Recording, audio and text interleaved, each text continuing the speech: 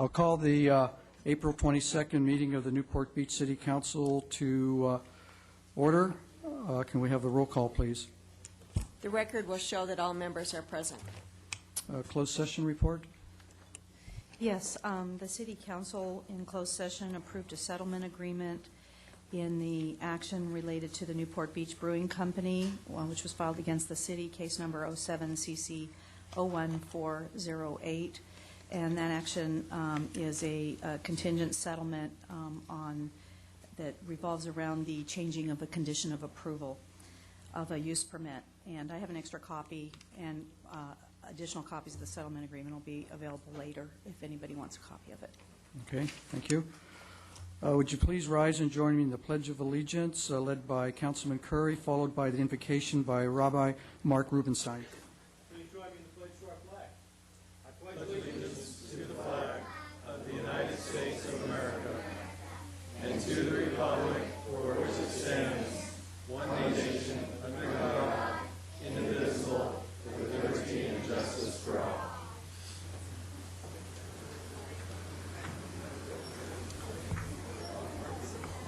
Gracious God, today on Earth Day, we thank Thee for the precious blessings of our planet, for the economic abundance and natural resources which Thou hast endowed on our earth.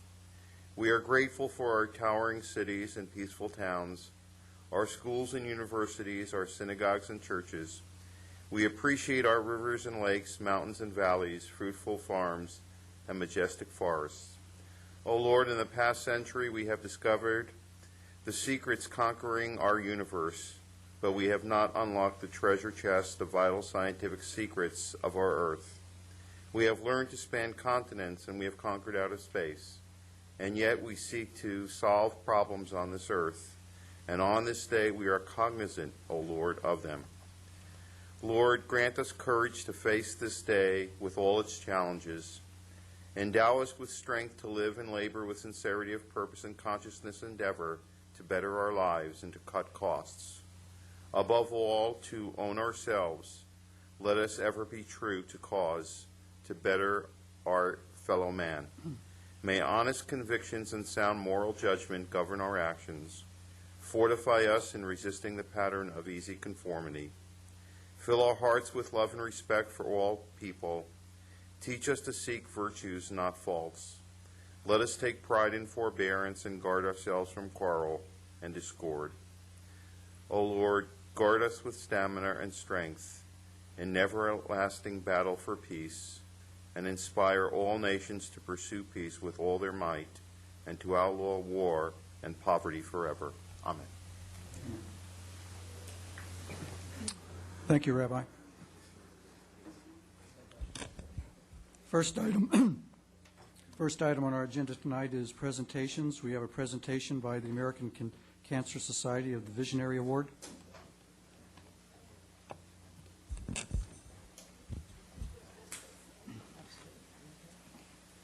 Mr. Mayor and council members, thank you for this opportunity to, before we present the award, Visionary Award to the City of Newport Beach, I just want to introduce myself. My name is Christina Sheff, and I'm the event chair for the 7th Annual Relay for Life.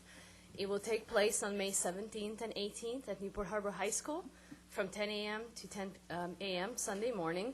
It is a 24-hour community event where we celebrate survivors, cancer survivors, and remember those we have lost to cancer, and as well take a fight back to one day cancer will be eliminated.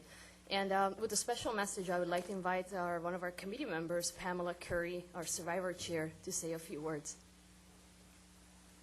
Mr. Mayor and council members, I wanted to thank you so much for this opportunity and invite all of the Newport Beach residents to bring their cancer-surviving friends, family, and coworkers to our special celebration for the cancer survivors, and it's going to be September 17th from 10 o'clock to 12 o'clock, and we'd like to see them there. Thank you. Mr. Mayor and council members, as a representative of the American Cancer Society, I'm here today to recognize you as one of our distinguished givers. You've supported us several years with Relay for Life, and this year we want to present you with what we call our Visionary Award. It's an award reserved for those that give at the level of $10,000 or more, whether that be through in-kind, financial, or other sponsorships and donations. So this year, I'd like to present the 2007 Visionary Award to the City of Newport Beach. And if I can have Mr. Mayor come down and take a picture with us. And I want to thank you so much for all of your generous support and your continued giving to the Relay for Life and other events with the American Cancer Society. Thank you. Thank you for all the wonderful thing you do as volunteers to put this on.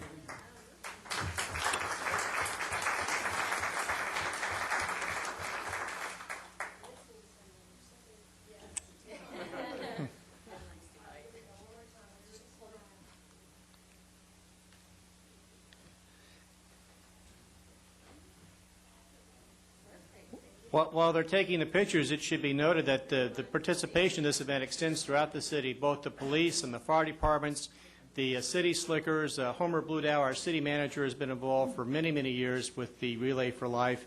And even the city council has our own council critter team. So we just want to echo what was said here and encourage everybody to come out on the 17th and support this great event.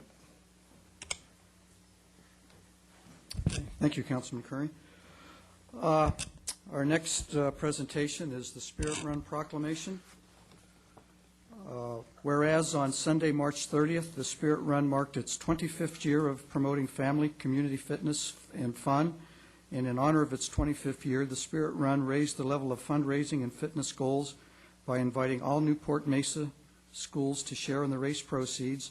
And specifically, the Spirit Run now gives every entry that identifies a Newport Mesa school a $5 donation directly to that school, giving more than 25 community schools the opportunity to share in the fitness and the funds. And in honor of the 25th anniversary, the Spirit Run added a new competitive youth 5K for ages 14 and under, where kids can compete without interference from adult runners. And the event also includes an adult 5K and 10K and 1/4 to 1 mile races for ages 4 to 12, offers live entertainment, a community expo with interactive games, great food, and family fun, and proceeds benefit Roy O. Anderson, Harbor View, East Bluff, Newport Coast, and Lincoln Elementary Schools. And the Spirit Run has raised close to $1,500,000 for educational programs in the Newport Mesa area over the past 25 years. Now, therefore, I, Ed Selich, Mayor of the City of Newport Beach, on behalf of the entire city, do hereby proclaim March 30th, 2008, as the 25th anniversary of the Spirit Run. Is there someone here to receive this? Why don't you all come forward, all the kids and Come on down. everybody?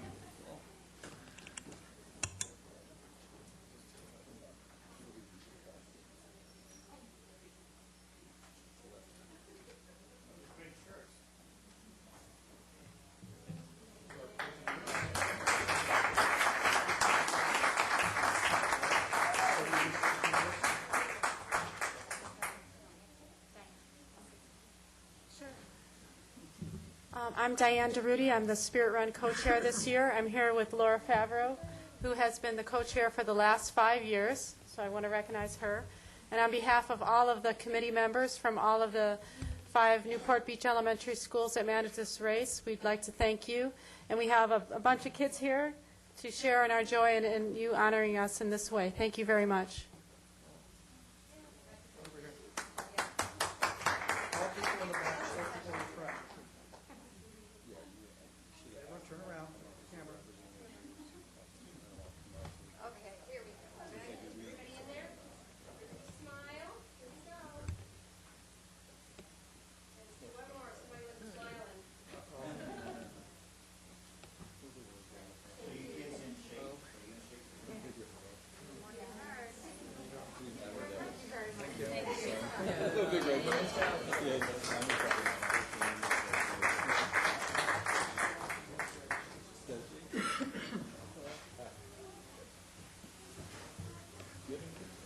Madam Clerk. Notice to the public, the city provides a yellow sign-in card to assist in the preparation of the minutes. The completion of the card is not required in order to address the council. Speakers must limit comments to 5 minutes on agenda items. The council has the discretion to extend or shorten the time limit on agenda or non-agenda items. As a courtesy, please turn cell phones and pagers off or set them in the silent mode. This is a time for city council announcements or matters which council members would like placed on a future agenda for discussion, action, or report. Okay, Councilmember Gardner. Yes, tomorrow night at 5:30 at Sherman Gardens, the Corona Del Mar Residents Association will be having its annual meeting. We have several members of the city staff that come, and it's a wonderful opportunity to ask questions and find out what's happening in our village. And then on April 29th, which is a Wednesday, at the Friends Room in the Central Library. Yes? 30th. I'm sorry, April 30th. I think I've got it on the wrong day on my own calendar then. I'm glad we got that straightened out. All right. We'll be discussing parking in Corona Del Mar with the consultants that are hired to come up with a good parking solution for us. And finally, Thursday, May 1st, the second Banning Ranch Workshop will be held at 7 o'clock here in Council Chambers. Councilman Curry. First of all, I'd like to thank the General Services Department for the fine work they did in repairing the water damage and leakage and potholes on San Joaquin Hills Drive between Marguerite and Crown on April 9th. That's so far has kept as a very strong fix, and I know the community really appreciates that. And then I would just note that on Sunday, Councilmember Gardner and myself had the pleasure of meeting with a group of kids from the Tiger Woods Learning Center in Anaheim to participate in beach cleanup at Big Corona. The kids had a great time, and so did we. Councilman Webb. Yes, I actually didn't know about it until I read in the Register this morning. One of our citizens is being given an award by the South African president. Her name is Linda Beale. This award is something that is called the Order of the Companion of the O.R. Tambo. The president's office cited Linda Beale for outstanding spirit of forgiveness in the wake of the murder of her daughter and contributing to the promotion and non-racism in the post-apartheid South Africa. This award has been given to the UN Secretary General, Kofi Annan, and posthumously to the Indian leader Mohandas Gandhi. So it's quite a substantial award. I don't know if any of you remember this, but her daughter, Amy, was in South Africa working with the apartheid, not organization, but working against apartheid in 1993 and was murdered in one of the villages. And Linda Beale and her husband put together I guess it would be a charity that will work against apartheid and work towards supporting the education of those people and actually work towards having the people that murdered her daughter were given amnesty. I knew about this because my son went to school with one of her other daughters, and it was a very close family situation. So congratulations, Linda. Thank you, Councilman Webb. Councilman Henn. Yes, two things, both having to do with our police department. I had the extreme pleasure of attending the DARE graduation class at Newport Elementary School today, where we had about 60 sixth graders that had graduated from the DARE program, which goes on every year at all of our elementary schools, I guess all in the sixth grade. And it was just a great thing. It was a really enthusiastic set of kids there today. And we had 4 of our police officers there, and so great thanks to all of them. They run a great program, and it's for the benefit of our kids, all of whom, when they graduate that program, make a commitment to stay drug-free and alcohol-free. And so I think it's just a great program.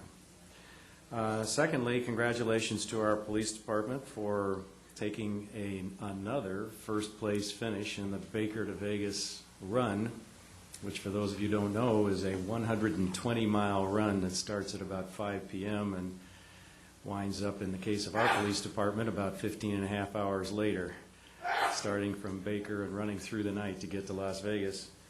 It looked to me like we paced at about 7.5 minutes on that race.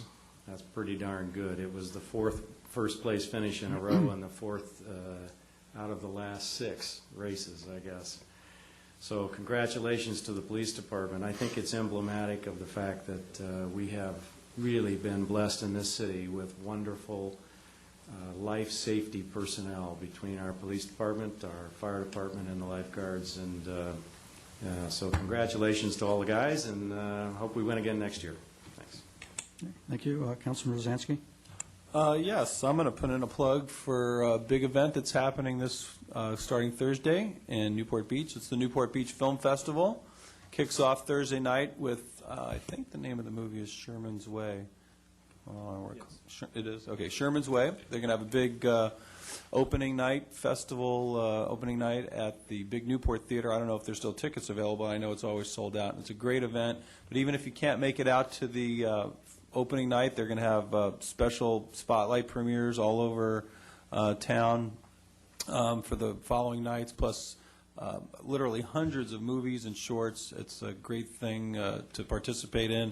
They have all kinds of workshops for those of you who think you have a script in you. There'll be workshops for that, and I encourage you to get out and support the film festival. I think you'll really enjoy it. Thank you. Mayor Pro Tem Daigle?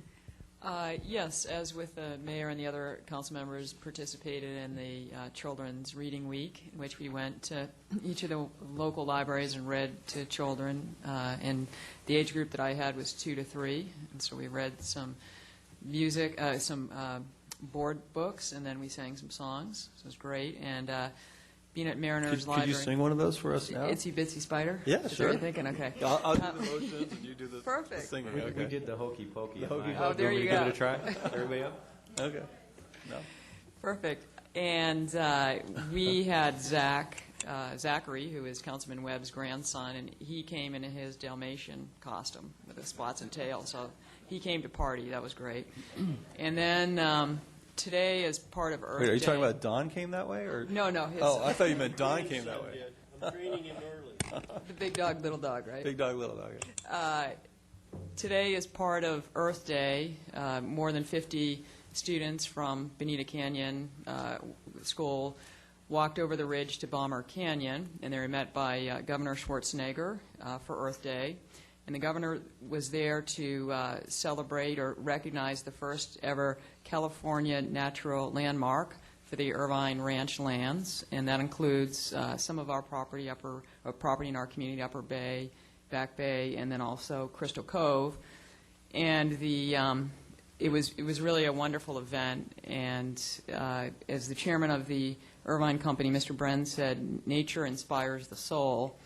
And given the universal draw of nature, what the governor pointed out, that 165 countries today celebrated Earth Day. So something that began, I believe, around 1970 has now blossomed into truly a worldwide event. Thank you. I've got 3 things. First of all, on Saturday, May the 3rd, going to have our annual Balboa Island Town Hall meeting. This is where we try to have kind of an old-fashioned town hall where we clear out the fire station on Balboa Island, pull the fire trucks out in front, and set up chairs inside the fire station for a town hall meeting, and have refreshments, and the people from Balboa Island get to hear and discuss issues regarding Balboa Island with city staff. The city manager's office and various department heads come. And this year, most importantly, we're going to be discussing the assessment district in Balboa Island, which will be coming up for a vote pretty soon. And I think anyone that wants to get the latest up-to-date information on the Balboa Island Assessment District, it's an opportunity to come and get that information from our city staff. It starts at 10:30 and goes to 12:30. That's Saturday morning, May the 3rd. The second thing I'd like to announce is that we received from Pacific Life Foundation a donation of $25,000 towards the Back Bay Science Center at Shellmaker Island. This is to help purchase materials and equipment for the center's new science-based teaching lab. Pacific Life is a great corporate member of our community, contributes to many things, and continues to demonstrate their commitment to Newport Beach by this. They've previously given $25,000 to the Back Bay Science Center, so that brings their contributions to $50,000. And we're trying to get a total of $530,000 for finishing up that project. And with this latest contribution from Pacific Life, that brings our donations up to $100,000 at this point. We got $50,000 from the Coastal Conservancy and another $25,000 from the Naturalist and Friends organization. So congratulations and to Pacific Life, and thanks for this donation. The last item I'd like to mention is I had the pleasure today to address it's called the National Conference on Building Commissioning, and it's a green building conference that's going on. It's a 4-day conference going on in Newport Beach up in Newport Center, and it wasn't too long ago I had no idea what building commissioning was, but I'm learning quickly, and it has to do with green buildings, energy efficient buildings. It's increasingly becoming apparent that it's not only good government but good business to be involved in these things, and it was really appropriate that I was given these remarks this morning because later on in our agenda we're appointing our Green Development Task Force, which will be looking into green buildings and greenhouse gas emissions. And so it was really fitting that they're having their conference in our city. I picked up for all of my fellow council members some literature. This is a white paper that was done by this group. It's called Green Buildings and the Bottom Line, and it's a white paper dealing with green building techniques and regulations, and it really focuses on the business end of it and why it's good business to do green buildings. I think we're reaching the point where social policy and good business practices are meeting, and green buildings are becoming not only something that government and environmentalists are looking at, but also people in the financial community and the building operating community, building owners. It's becoming something that we all need to be aware of, and I think there's a lot of good information in this. And I got one from the staff. I'd have taken more, but they were looking at me funny as I was taking all these things. So, Sharon, went to the staff there.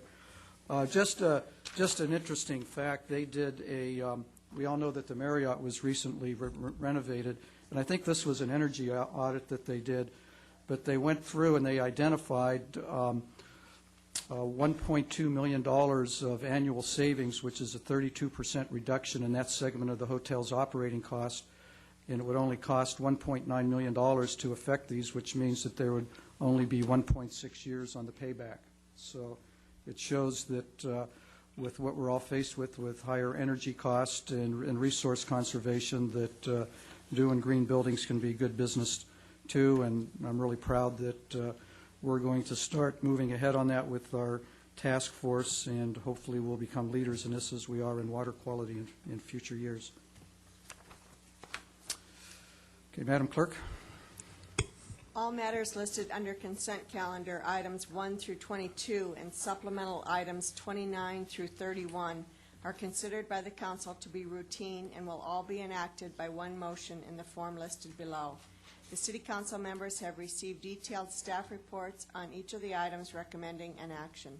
There will be no separate discussion of these items prior to the time the council votes on the motion unless members of the council, staff, or the public request specific items to be discussed and or removed from the consent calendar for separate action.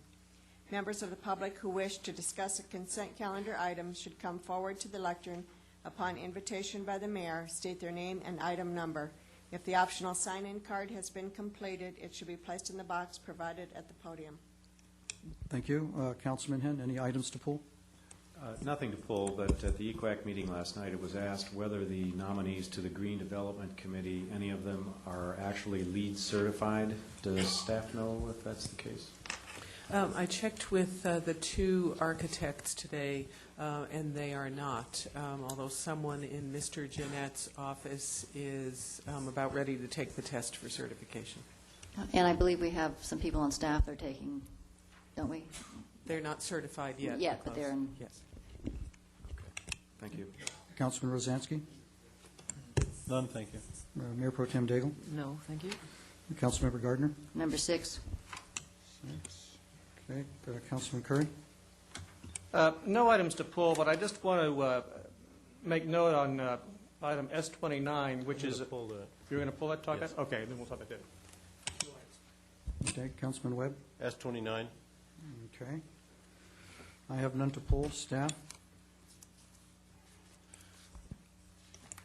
We need to pull the adoption of the, oh, it already has been pulled.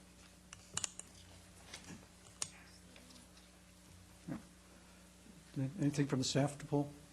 Okay, I just want to make a note that when we vote on S31, the date will be June the 1st in that item. Anyone from the public wish to pull any items from the consent calendar? My name is Randy Rank, and I'd like to pull number 5. Okay.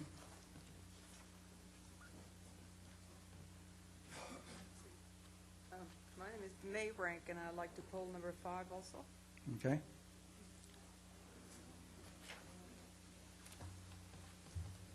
My name is Bill Ficker, and I'd like to pull item 18 for just a brief comment. Okay.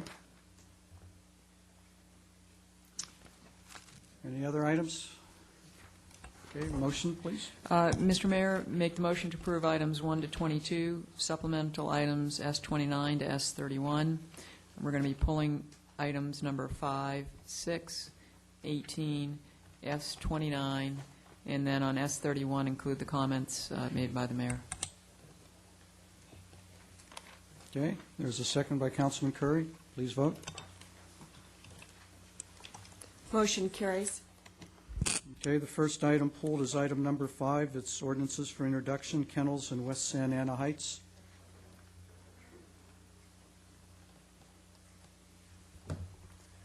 Good evening. My name is Randy Rank, and I live in Newport Beach.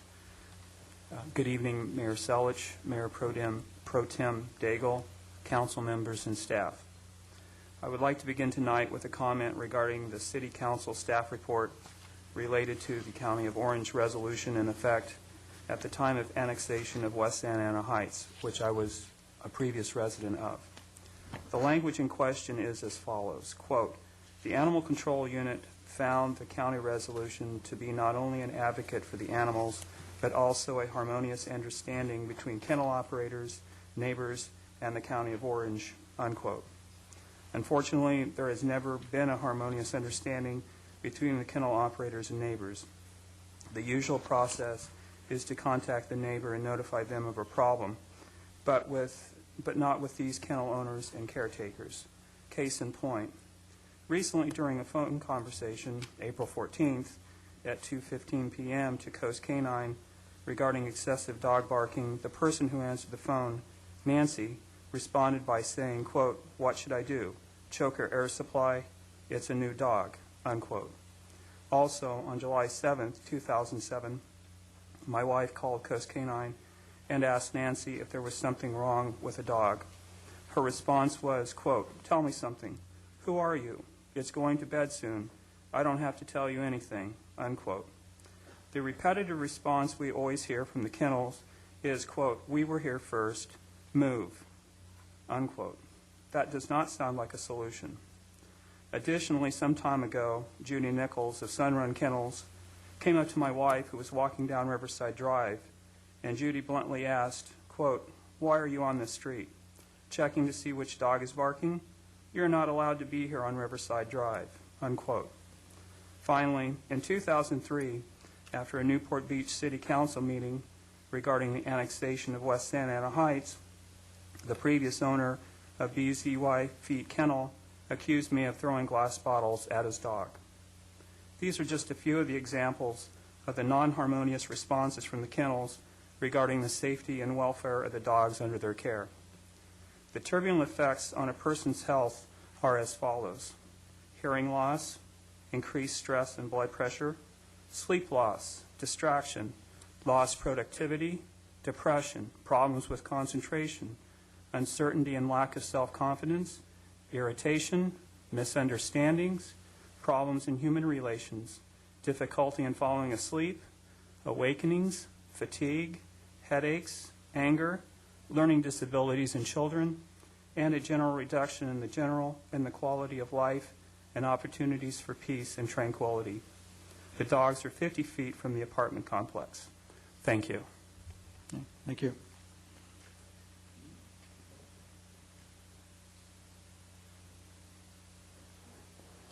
Good evening, Mr. Mayor, council members. Not so long ago, many people in America lived on a farm or in a rural... Can you pull your microphone down a little bit? Thank you. Like that? Okay. Not so long ago, many people in America lived on a farm or in a rural setting.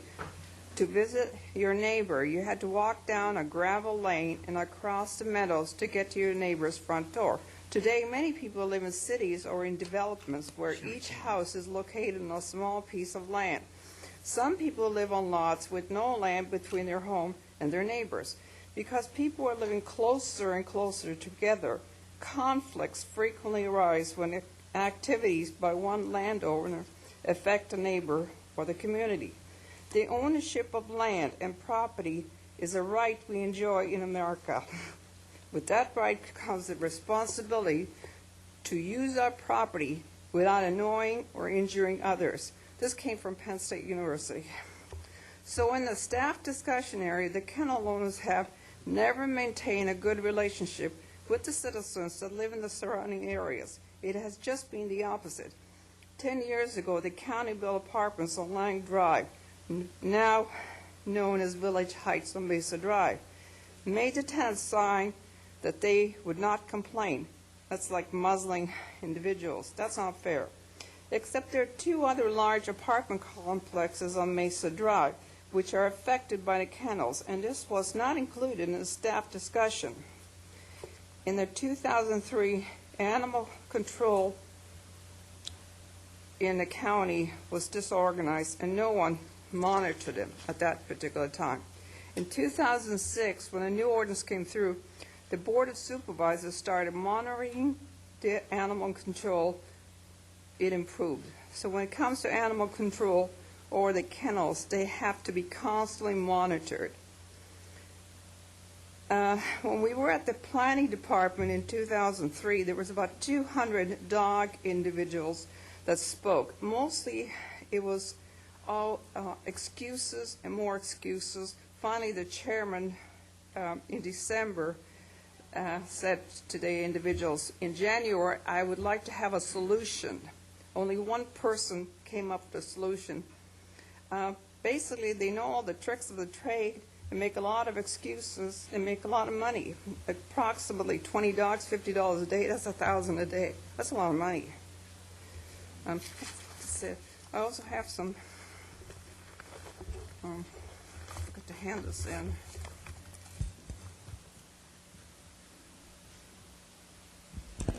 Mr. Rank, could you restate your name for the record, please? Oh, my name is May Rank, R-A-N-C-K. Thank you. Okay. Anyone else wish to address us on this issue? Okay, seeing no one, I'll close public comments. Mayor Pro Tem Daigle? Yes, I think Captain Kaminsky is probably prepared to address the concerns raised by May Rank and her husband. Yes, Jim Kaminsky, Captain, Newport Beach Police Department. Along with me tonight, Steve Shulman, Lieutenant with the Police Department as well. Good evening, Mayor, Mayor Pro Tem, Council, and staff. Yes, we did complete the staff report, and upon annexation of West Santa Ana Heights, we observed there's 11 kennels up in the area. These kennels have been under the guidance, so to speak, of the Orange County resolution that has been up and running for a number of years that govern these kennels. Our animal control unit has spoken with the Orange County animal control officials. Along with the city attorney's office, we reviewed the resolution that they were operating under. We took parts of their resolution. We created other parts of our ordinance to fit the city's needs, as well as to protect the animals and the public. We have a good citizenship section in our ordinance to address many of the concerns of the ranks. We have a very good animal control unit. We have a POP program, a problem-oriented policing program that is very active that could very well address these concerns. We ask that Council read the ordinance, pass it to second reading, give us the chance to address the ranks issues, and we certainly will. Now, there's a couple of concerns that they addressed earlier. I know we talked about them a little bit and wanted to get your thoughts on the requirement with the criminal record. If I think it's 5 years, if we could go a few more years on that, what your thoughts are? Yes, currently the ordinance as written states 5 years for any criminal activity, and we legislate massage parlors for 8 years of criminal activity. This involves no moral turpitude. I don't, for the folks that run the kennels up there, as far as criminal activity, I don't see much of a problem extending it to 8 years, if you wish. Okay, and then on there was a conversation concerning the log. What your thoughts would be on that? Yeah, there was some concern about maintaining a log that would denote when the animals were exercised. I don't have a problem with that either. It's going to be a bit cumbersome for the kennels, but I'm sure they can handle it. And that would be open to our inspection as well.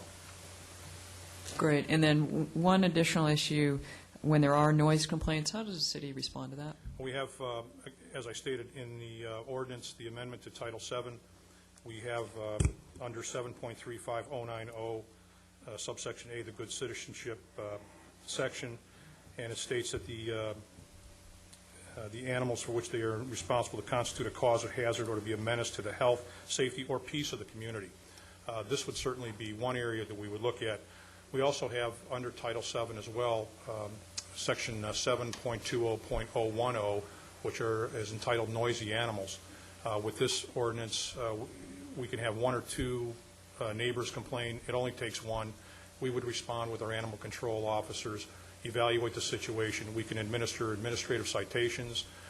We can, if the animal control officer actually observes the noise for 10 minutes, that's all it takes. We can administer the administrative citation. Great. Thank you, Captain Kaminsky. Appreciate it. Okay. Any other questions of Captain Kaminsky? Okay. Thank you. Thank you. Okay. Do you have a motion, Councilman Taylor? Yes, we'd make a motion to, this is the first reading, to move it as recommended, as prepared by the staff, with the addition of 8 years in the criminal requirement and then requiring the log. Okay. Any discussion? Please vote. Motion carries. Okay. Next item is the pulled was HOAG, item number 6, HOAG Memorial Hospital Presbyterian Master Plan Update, certification of final supplemental environmental impact report, general plan amendment, planned community development plan, and development agreement. Councilwoman Gardner. Yes, the planned community development criteria, page 27. Number 3, it says A, site plan review, A purpose. And then on number 3, replacement of existing cooling towers except for casualty. We had quite a discussion last meeting, our special meeting, on the cooling towers and when there would be plume abatement and that sort of thing. And I'm wondering, I don't remember us discussing casualty as a part of that. Would this mean that if, for example, there were an earthquake and the existing towers were destroyed, that they could rebuild them without adding the plume abatement? Yes. Well, as I say, I don't remember that qualification. Somebody's nodding. You do remember it? No, I don't. Oh, okay. All right, thank you. So who added it to this language, to this part? I did, and that was the way I heard the conversation here. Okay. I'm assuming that we have HOAG representatives and they'd like to speak on this, but I would not approve of this because I don't think it's what we were talking about. I thought that we were just talking about if either it lived out its useful life or they ended up destroyed, that the rebuilding would include the plume abatement materials. So. Okay. Well, I'll open it for public comments and allow HOAG to comment on it. Yes, Mr. Mayor and members of the City Council, my name is Dennis O'Neill, and I'm here representing HOAG Memorial Hospital Presbyterian, and I was here at the meeting, special meeting of the City Council on April 16th when all these issues were discussed, and I distinctly recall this discussion of the cooling towers, and the agreement that we thought we reached was that if they had lived out their useful life and were replaced, then we would, of course, install appropriate plume abatement systems within those facilities.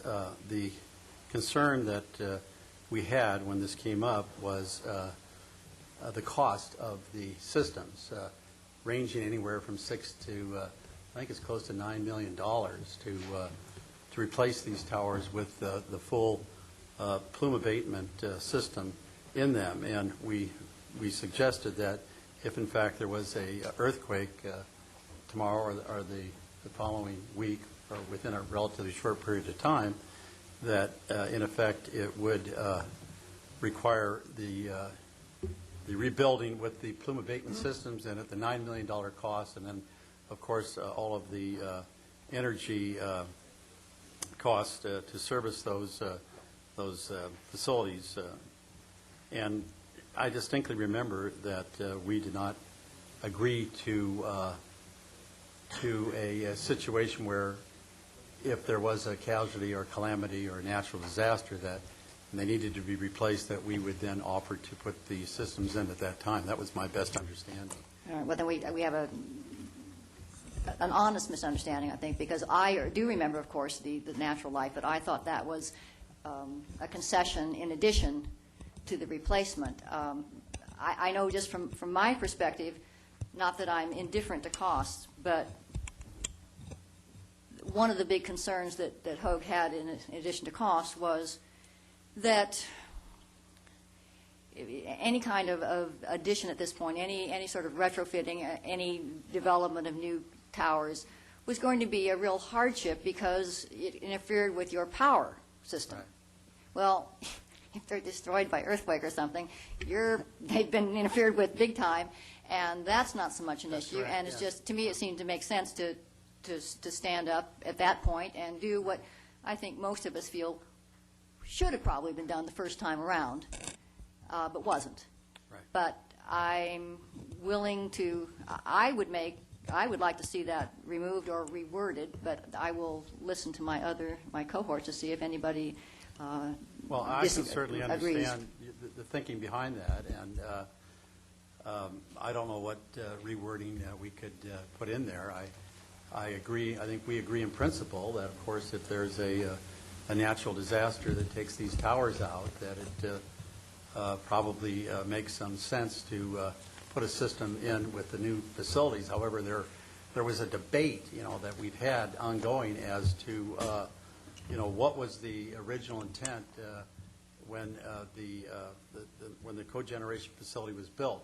Was the plume abatement system removed for just monetary reasons, or was there some other engineering valuation that went into it to take them out because of the ongoing costs of servicing with the outside energy? What HOAG is trying to accomplish is to have a facility that generates its own electricity, heat, and cooling. And if we put these systems in there, it denigrates that very purpose of those facilities. We agreed, of course, to do the operational modifications that would reduce the energy during certain atmospheric times of the year and during hours of the day, and we thought that was a good compromise. And we thought that, once these once the towers reach their natural life, then we would look at putting these new systems in. But I hear you, Councilman Gardner. I think you make a very good point. We would, I think that it probably makes sense for us to agree just to some kind of commitment that should they be taken out in some natural disaster and they need to be replaced, that I guess, of course, we would work. Do we automatically have to put these systems in? May I clarify? Yes. I believe Mr. O'Neill is correct in recalling that they had said that in the event of a casualty, they would not want to be required to put the system in. But the action item that I understood was taken was that there would be no commitment to putting, to requirement during the useful life, but the fact that it would have to be reviewed. So I think that that's the way this came out. In other words, it will be reviewed, and any impacts that are caused by the new permit or the replacement process will have to be reviewed. And whatever the mitigation, so there isn't an advance requirement that they do the mitigation that has been discussed that would be required now, but that at the time, whatever mitigation is available or whatever can reduce those impacts or mitigate those impacts would be subject to review. Okay. So it would be my suggestion, if Hoag Hospital would agree, that if it just says replacement of cooling towers and except for casualty is removed, that might be more in keeping with what I think the council thought. But I just want to make sure that we're not excluding it. I mean, I understand, and I agree, that is correct. I think we It's my didn't mandate. understanding, as I recall now, as we're talking this through, that we did agree to evaluate, meet and confer with the staff and evaluate the installation of a plume abatement system in the new towers. And of course, we'd be willing to do that. Is that what we're saying here? That's what I'm saying, the way it's set up. It does have the requirement, though, that it's reviewed, and then if there's any issues with the plume abatement, then it has to be mitigated. It doesn't say what that mitigation is. Yeah, that would be we would agree to that. Yes, indeed, we would. But it isn't just to meet and confer with staff. It's a planning director's review, and that decision could be appealed to the planning commission. That's fine. That's our understanding, too. Thank you. Okay. Councilman Rosansky, did you have a comment? Well, so are we removing the words except for casualty? That would be my proposal. All right. I think the confusion you had, Denny, was that conversation occurred earlier that afternoon. Oh, with you. And it was not at the council meeting that we had that conversation, but. Very well. I think we've worked it out this evening. Yeah, I remembered it the way Sharon did, but that's neither here nor there now. Okay. Okay, anyone else want to speak on this item?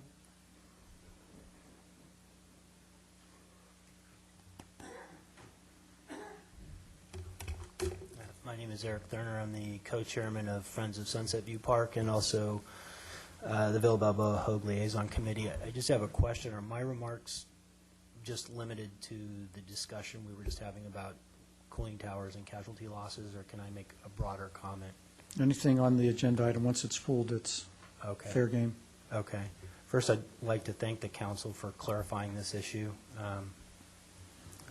I hope there isn't a calamity of some type, but if there is and the plant is down, it certainly seems like a good time to install mitigation measures that, as Councilwoman Gardner pointed out, should have been done from the get-go. I'd just like to make some general comments. Some of the residents of Villa Balboa and some of the other neighborhoods that were part of our presentation last week asked me to make some comments to share with you some feedback, frankly, on how we felt the hearing went. And we did have some concerns. First, we were concerned that the discussion of the impacts caused by the cogeneration plant wasn't more wide-ranging. And several residents noted that other than Councilman Rosansky, there were no more than a few questions asked of residents and not a single question after my 15-minute presentation. Also, despite the fact that there were widely differing accounts of the frequency, duration, and the severity of the plant's impacts, including the cooling tower plumes and the engine exhaust plumes, and some health risks, many people felt that the information provided by HOAG was accepted mostly at face value without any vigorous discussion or debate. Second, given the city's obligation under the development agreement to mitigate new impacts, we're frankly disappointed that there weren't more significant current mitigation measures other than those that were proposed primarily by HOAG. Councilman Rosansky's resolution to consider option 3.1 didn't receive a second, and therefore we didn't feel there was really any significantly detailed discussion of that option. and there was no discussion that I recall of option 3A. Given the level of mitigation that would have been required under CEQA, the benefits of which were promised to the residents under the development agreement, but never implemented with respect to the cogeneration plant, the measures contained in option 4 seem extremely limited, and that they will only lead to 30% mitigation of the cooling tower plume at best and are only in effect for half of the year. We were also disappointed that there was no discussion or consideration of any steps to mitigate the exhaust plumes, even though the feasibility of such methods was clearly demonstrated in the floor report. And lastly, there was really no discussion that I recall of sound mitigation measures, even though the plant creates a great deal of noise. Therefore, I would like to respectfully request, one last comment is that with all these changes that are being proposed to the development agreement, we really need more time to go over the language. If Councilwoman Gardner hadn't caught this one sentence, that would have passed. We'd like to have more time to consider these language changes, ideally 30 days, so that we can go through it in detail and make sure that we're all on the same page. Thank you. Thank you.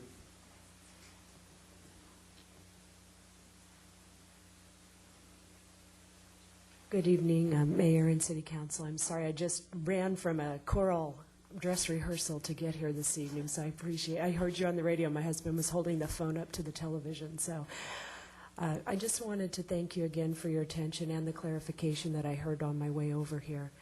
I would echo what Eric brought up and ask that we consider an option 4A, which would be for a better today and tomorrow. It would be a combination of HOAG's suggestion of option 4 to pull back on their energy production and emissions while they then implement a staggered replacement of the towers so that a long-term solution would be found. I'm not a scientist, but I'm wondering if we've fully explored all the possibilities. And so if we were exploring some green technology options, such as they've used in the green fuel projects in Arizona's Red Hawk Power Generation Service Plant, where they use algae to capture the CO2 emissions from the plant, which deals with the fume, not the plume, but the fume emissions. They take that and put it into the algae, and they get byproducts from that are biodiesel that could be used to run generators. They also get ethanol that they can use to run carts and other equipment on the hospital grounds. So there's a lot of emerging technologies out there that I'd ask that the City Council and HOAG continue to explore. And there's many other things that can go on, and I don't know all the answers, but I would ask that at this time, with the floor report and the 3.1 option, to make a hybrid of HOAG's suggestion of option 4 and the floor suggestion of 3.1 and stagger those in and not wait for a natural disaster, not wait for the time of the equipment to phase out. And frankly, I don't think it matters why they removed the mitigation measures back when they did. The project wasn't reviewed properly. Had it been, and the plume's been disclosed to the city and to the Coastal Commission, I think the review would have been done at that time, and the mitigation measures would have been put back on the table and been put into the plant. And I'd ask that we not compound an error or oversight by not addressing it right now when we have a chance. And I love HOAG. I think they're a wonderful operation, and I want to support them in the community. If that means that the city and the citizens need to assist in the cost of that changing of those towers out, then maybe that's something we should do, because the city is benefiting from HOAG's energy generation. All of us are benefiting. And there may be other funding sources available too, since they do service the county and other citizens. Thank you for your time. Thank you. Oh, ma'am, could you restate your name again? Sorry, didn't get it. My name is Wendy Kaiser, and I live at 270 Cagney Lane. Thank you. Thank you. Good evening. My name is Mo Quirk. I live at 200 Paris. And I was one of the speakers here last Wednesday night. And as you are all aware, we had about 100 people here. And it's pretty hard to get the troops up, week after week. We were at some other meetings and stuff like that. After the meeting, a great majority of the people came up to me, and they told me that we did a pretty good job, but we got railroaded. They said the city council, with a few exceptions, which would be Councilwoman Gardner, Mr. Rosansky, and Michael Henn, never even had the courtesy to ask any of us any questions. They just kind of did whatever they thought. Most of the people that came to me said it was a backroom deal that was made before the council met that night. And when I reflect on it, it almost looked that way to me. There's people not paying attention. They're rocking back and forth in their chairs. But also then I decided, well, you know what? This is politics. I'm not a politician. And so I'm going to take our bone that you threw us, which was really nothing. Nothing will change. But then I saw it was a little deal between Councilman Curry and Mr. O'Neill, where Mr. O'Neill asked a question about there were some like mechanical rooms that HOAG wanted higher, and both the Planning Department and the Planning Commission said no to. And so I'm trying to get this in my mind, what happened. And Mr. McKittrick said at the Planning Commission meeting that he would take it up that night. Well, Mr. Curry just told Mr. O'Neill it's taken care of. Now, the question I would like to ask of Mr. Curry is, when was it taken care of? I heard no discussion at our meeting that night. And we're not here to answer questions, sir. Just make your statement. Well, no, okay, I'm sorry. Excuse me. But it's of concern to everybody that this was not done in a fair way to us. And when I say us, I don't mean Villa Balboa. I mean the city of Newport Beach. Anybody that drives into this city from the north sees those plumes. And I think the city council should really be embarrassed. This is Newport Beach. This is not Rosarita Beach. And if any of you ever drove and still think it is proper to have those plumes, then maybe you should not be on the city council anymore. You had the power and the authority to make HOAG do something right. I want to commend Council Lady Gardner right now. If she had not caught that thing, HOAG in no way would have put in the plume abatement if we had a natural disaster. They said and argued with you about this stuff. I don't think you can trust them. I really don't. And I would say maybe you should think this over, and we would like to have maybe to look at the final agreement. You made this agreement in 1992 on our behalf. Now you redid the agreement this year in HOAG's behalf. Something is really, really wrong with this. And so I just wish you people would really take a look at those plumes and ask, would you be proud to send this out to other places, say, come visit Newport Beach. Here's what we have to offer you. Thanks for listening.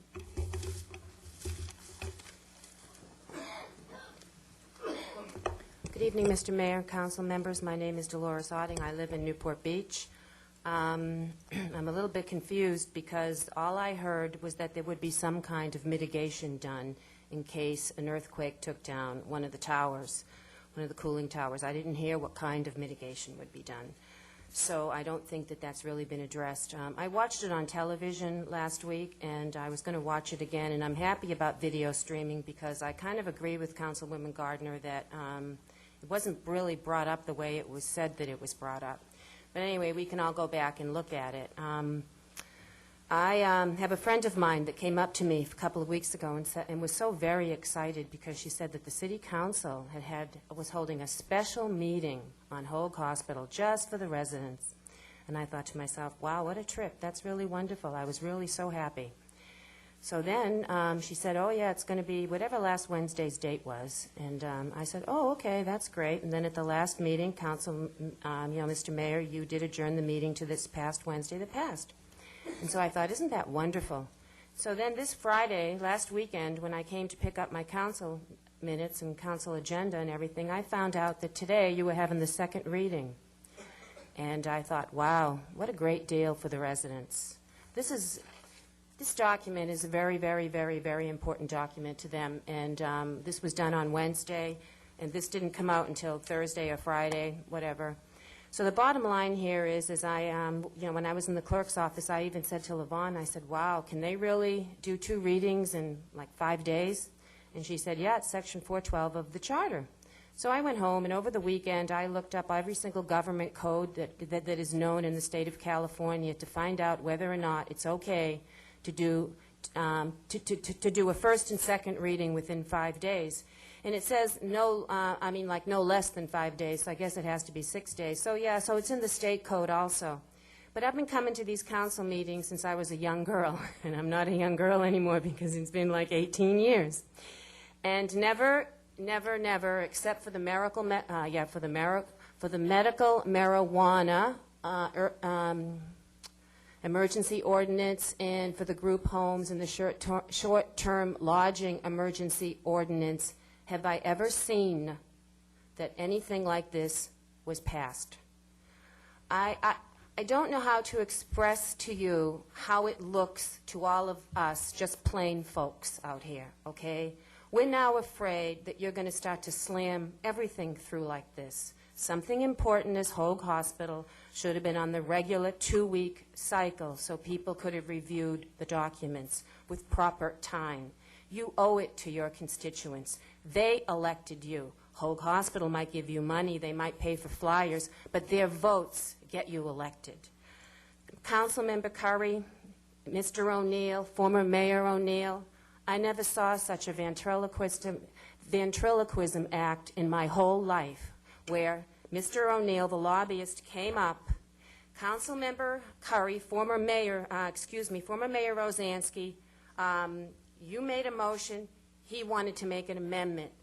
Councilmember Curry, you couldn't even answer the amendment. You had to ask former mayor, now lobbyist, Mr. O'Neill, to come up and say, will you accept that? And then you spoke back to Councilmember Rosansky. It's embarrassing. I have never seen this behavior in my life. And what's really amazing to me also is tonight, they're only going to do, and also you take the, you do these public hearings, and believe it or not, Mr. Mayor, in the old days they used to answer questions, and that's how they sometimes would have to change the second reading and make it a first reading because there wasn't enough information, and so they'd have to start again. But those were the days of Sansone and Turner, and those were those days are long gone in this city.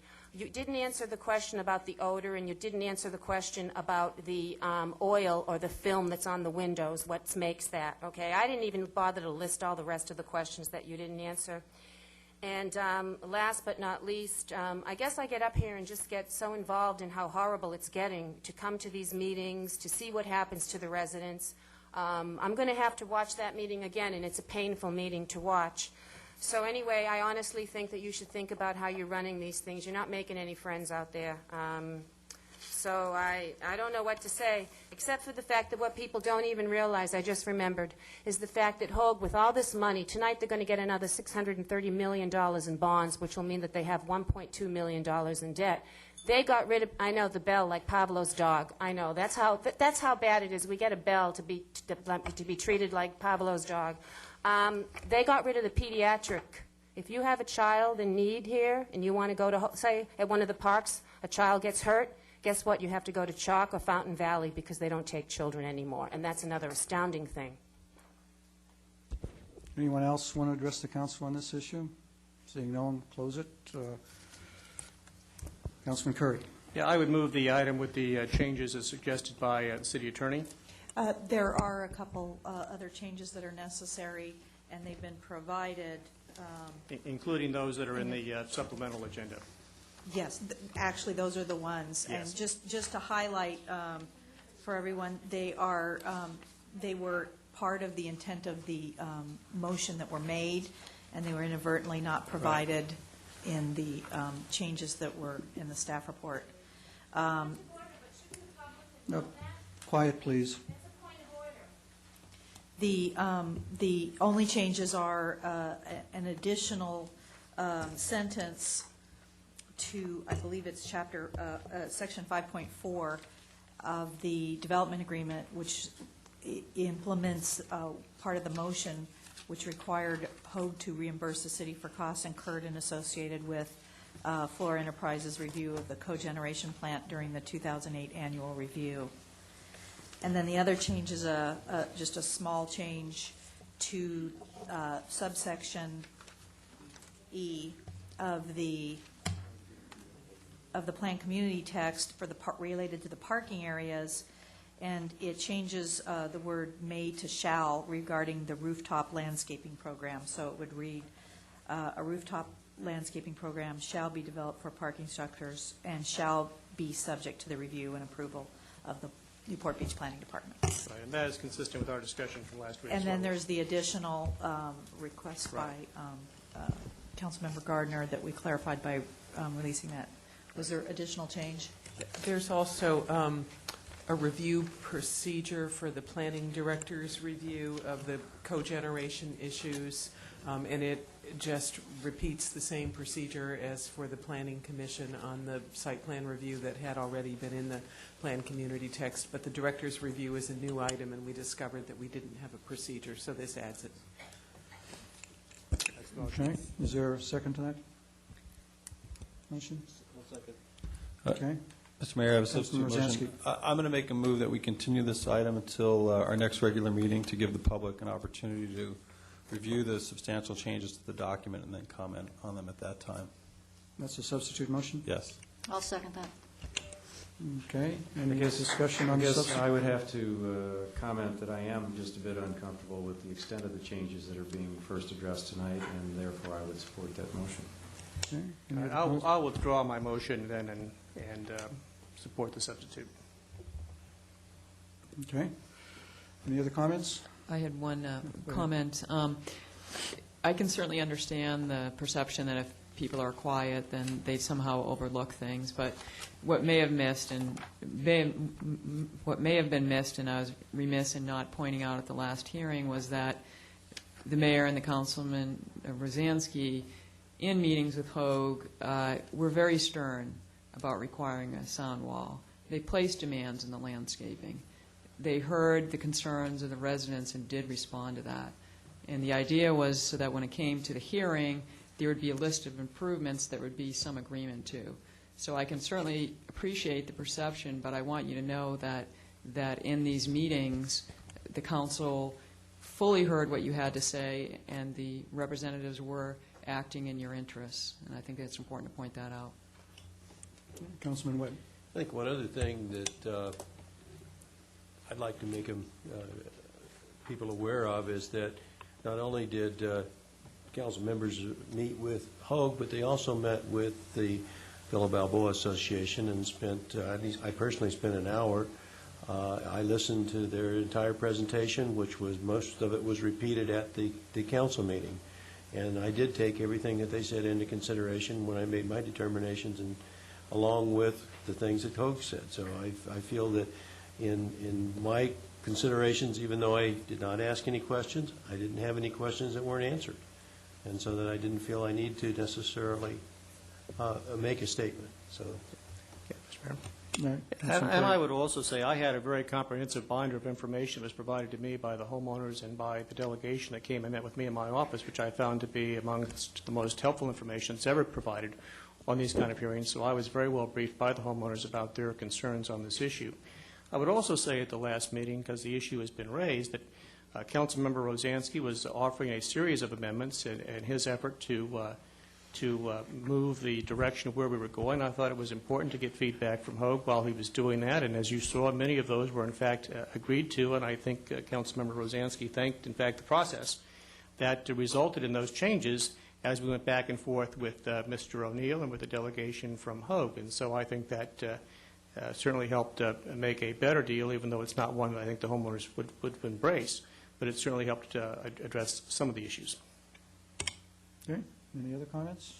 Seeing none, please vote. Motion carries. Okay, next item pulled from the consent calendar is item number 18. This is council review of staff status progress report on 6 of the city council priorities for 2008. Mr. Ficker?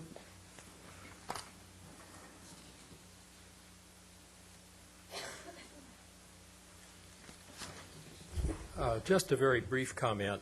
With all of the capital projects that the city is anticipating over the next few years, I would like to see on that list of priorities, at the very top of that, dredging of the lower bay. It is the very essence of Newport Beach. It's what's made Newport Beach, and I think it should be there as a priority over everything else, to dredge it to its original plan of 1936 or whatever year that was, and that we should pursue that. And if we ever get paid back by the federal government or state government, fine, but we can't wait for them. And you're talking about HOAG. We have the HOAG regatta, and the major boats that come to Newport Beach can no longer come into the harbor. And I would like to see you put that at the very top of the priority of everything we have to do in this city. Thank you. Would that be above a new city hall, Bill? Well, you know, I wasn't going to take that much time, but to answer your question, Mike, yes. I'd like to assure Mr. Ficker we are working on it. Yes, hi, my name is Dolores Otting. I live in Newport Beach, and it's not paged, they're not numbered, excuse me. Thank you, Councilmember Rosansky, for that last motion. Is to implement an effective communication plan which utilizes various communication tools to provide current information to our residents. And I saw this afternoon on television Tara's report to you, and you know, she did a very good job. And one of the things that got brought up was that the city manager's newsletter cost $200,000, and I think that might have been an inflated number. I think that might have included other things, because, no offense, Homer, those two pieces of paper could never cost $200,000 to, thank you. Okay, so you'll straighten that out, because that's on television. Thanks. And anyway, another thing is maybe you might want to think about having all your meetings be Brown Act meetings, because that would certainly be giving current information to the residents. And then secondly, perhaps you might want to think about videotaping and showing other meetings to the public, like Planning Commission meetings, like the Harbor Commission meetings. When you want to talk about current information, that is the best and the most current information possible. No offense, Pick-a-Pet's okay, but I mean, it gets kind of old after a while, okay? And since you're running for council, pretty soon they shouldn't be showing that. Anyway. I haven't announced yet. I know, okay. So the bottom line is there's a lot of other ways to communicate with the public, and that's through our video streaming, and it's through council meetings, because a lot of people can't make the study sessions. They depend on watching them that way. And I spoke to Mr. Walpole over at the grocery store the other day up in Newport Coast, and he talked about Cox On Demand. And, you know, we have On Demand. We could show some of those shows that way. I think a lot of things happen in the city, and they all just don't happen here. So thank you very much for your time. Okay. Any other comments? Mr. Mayor, I do have a comment, and that was that it was stated earlier in the study session by Tara Finnegan that the city manager newsletters cost $36,000, and that's $17,000 a letter for just the mailing cost of postage and the printing. So I just wanted to make sure that figure was corrected. Okay, so it's in postage. Okay, bring it back to council for motion. Move the act. Second. Please vote. Motion carries. Okay, last item on the consent items pulled is S29, the San Joaquin Hills Transportation Corridor Rate Study. Comments? Councilman Webb? Yes, thank you, Mr. Mayor. This is an item that I asked to be put on the agenda. I'm a member of the San Joaquin Hills Transportation Corridor, and one of the things that we do in our meetings is we set and approve recommendations for future toll rates. Very rarely do we get anybody attending any of our meetings, and we're going to receive on May the 8th a recommendation by a consultant, Santec, which will offer suggested tolls for the next actually 50 years. But probably they will only look at the next 23 years. But at any rate, it's something that's going to impact the residents of Newport Beach, and that the toll rates on Newport Coast Drive are projected to go up at a faster rate than any of the other tolls in the south end of the corridor for the same amount of distance traveled. So I think that it would be interesting if the community were aware that this is going to happen. The proposal that the consultant has is that Newport Coast Drive tolls will go up 25 cents every 2 years in perpetuity until the toll road goes out of existence, which is supposed to be, I think, 2040. At the southerly end of the Aliso Creek toll, which is the first ramp in from, it's the second ramp in from the Route 5, which is about 2.2 miles in. Newport Coast is 1.2 miles in. Their rates are going to go up 25 cents the first 7 years, and then 5 years, 25 cents, and then another 5 years, 25 cents. So by the end of the time frame that we're looking at 2031, the toll on Newport Coast Drive is going to be $4.20, $4.25. The toll on Aliso Creek is going to be $2.50. Today, they're only 25 cents apart. In 2031, they're going to be $1.75 apart for essentially using the same amount of toll road. So I've asked that this item be put on our agenda so that people in Newport Beach can be made aware of this. And if you have any comments or concerns about this increase in toll rates, you might want to write a letter to the toll agency and ask them to equalize the rate increases for Newport Coast Drive and Aliso Creek. And if you did, you would need to write that too. And I think our television people have something put up screen to give you this address. It would be Jim Dahl, Chairman, the San Joaquin Hills Transportation Corridor, 125 Pacifica, Suite 100, Irvine, 92618. And it would be interesting also if people might show up at 9:30 on May the 8th at that same location that I gave you, 125 Pacifica. It's down near the Spectrum, and offer some comments related to proposed rates on Newport Coast Drive and ask that they be equalized with the rates on the southerly end of the corridor. And so that with that, I would offer or ask for comments from the council. Councilman Curry. First of all, I'd like to thank and compliment Councilmember Webb for his leadership on the TCA and identifying this issue. Obviously, Newport Coast Drive has a tremendous impact on people who live in Newport Ridge and Newport Coast. But if those tolls continue to go higher, that's going to divert more traffic onto Coast Highway and through the middle of Corona del Mar and make a bad situation very much worse. So, Don, I thank you for your leadership on this. It's a very important issue to people in my district. And I would just second his admonition to contact the TCA and let your opinions be known on this matter at their upcoming meeting.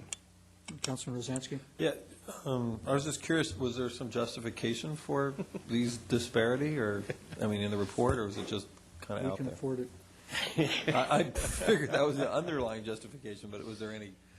There's a theory in setting tolls that you have the highest rates you can on either side of the main line toll station, which is Catalina View. And so that would be El Toro and Newport Coast Drive. And the thought process is there is if you have high tolls on those two toll stations, people will stay on the corridor and they won't get off at that toll road and go around and get on at the next one. Well, they don't take into consideration in this instance the topography and the geography of the area. You'd have to be out of your mind to get off on on El Toro and go down Laguna Canyon Road through Laguna Beach and then back around 2.5 or 3 miles up to the toll road to bypass it. It just doesn't make sense. No, it doesn't make sense. And so that I like to look at it from the standpoint of it's a matter of equity and parity, that if you use the toll road for, in our particular instance, it's an average of 1.8 miles for Newport Coast Drive, you should be paying the same rate as for using 2.2 miles on the southerly end of the corridor. So that just makes sense to me, but it's not what the consultant is recommending. Okay, I'll open this for public comment. Any public comment on this item? Okay, seeing none, bring it back for motion. Move the item. Second. Please vote. Motion carries. Okay, next item on our agenda is oral reports from City Council on committee activities. Councilmember Gardner? Nothing? Councilman Curry? Nothing? Councilman Webb? Nothing. Councilman Henn? Yes, we had an Environmental Quality Affairs Committee meeting last night, and I'm happy to report that there will be, I think, 3 members of that committee that will serve on the Green Development Committee, and they're all looking forward to Councilmember Gardner's leadership on that committee. I actually think that committee is going to do important work here for the city, and so I'm glad to see it. In addition to that, the Environmental Quality Affairs Committee is reconsidering its mission and charter, and last night agreed on some changes, the fundamental effect of which is to broaden their charter to some extent to consider other environmental issues. And they'll be coming back to council with a recommendation for a change in their charter here sometime soon. Thanks. Councilman Rosansky? Nothing, thank you. Mayor Pro Tem Daigle? Yes, our Citizens Aviation Committee meets monthly, fourth Monday of the month, and the council recently commissioned a study of the JWA Standard Instrument Departure Procedure for commercial aircraft, and we're not proposing any changes at all to the procedure. However, the Citizens Aviation Committee needs accurate information about the current procedure and the factors that the FAA would have to consider if it were to propose changes. And what caused this is that the FAA did most recently in Las Vegas take action to modify procedures that could impact thousands of residents near McCarran Airport. And the city wants to be equipped with the information were that to happen here. So the Citizens Aviation Committee is going to take that up. We're also going to be dedicating a page on our website on the airport. So we have now a couple consultants on board. And I think the city's really making a strong effort to address these issues, and so look forward to ongoing updates on our website. Thank you. Okay, the next item on our agenda is public hearings. Our only public hearing this evening is item number 23, HOAG Memorial Hospital Presbyterian Series 2008 Healthcare Facility Revenue Bonds. Do we have a brief staff report on that? We do. I think Dan Manichevitz from Administrative Services is going to provide the staff report overview. I would like to start off by saying that there was a previous comment that HOAG is going to issue another $630 million worth of bonds, and that is the subject of this particular issue. But this is refinancing $630 million of existing bonds, so it isn't going to be new. It is going to be replacement money. Dan? Good evening, Mayor and members of the City Council. Actually, I was not part of the financing team, so I'm surprised I'm actually making a report this evening. There are members here from the HOAG financing team that will probably be able to answer questions. Essentially, this is part of the Internal Revenue Code that allows the city to enter public-private partnerships with nonprofit agencies in order to lower the cost of their financing, to lower the cost of their operations, and the city has an interest in acting as that conduit issue, so that lowers the cost of service to our residents, and so we see it as a huge benefit to the city as well as a benefit for HOAG. But beyond the specifics, I would have to defer to staff from or Carrington or Stradling Yoka or HOAG themselves. And Mr. Mayor, I apologize for putting Dan on the spot. He was wearing a tie and white shirt today, so I thought automatically he would be making a presentation. Dan, that should teach you. But I would just like to highlight a few things in the staff report, and that is that the city has acted as the funding conduit for HOAG in 1984, 92, 96, 99, 2005, and 2007. That was new money bonds that were sold. This is no risk to the city's general fund. You are basically serving as a conduit in order to allow it to be a nonprofit to sell the bonds. This has been vetted through the city's finance committee. I think the city's finance committee thoroughly discussed it and understands it and was supportive of it with a 3-0 vote. And if you have any questions for staff, we'll do our best to answer them. Thank you, Dan. Okay. Any questions, council?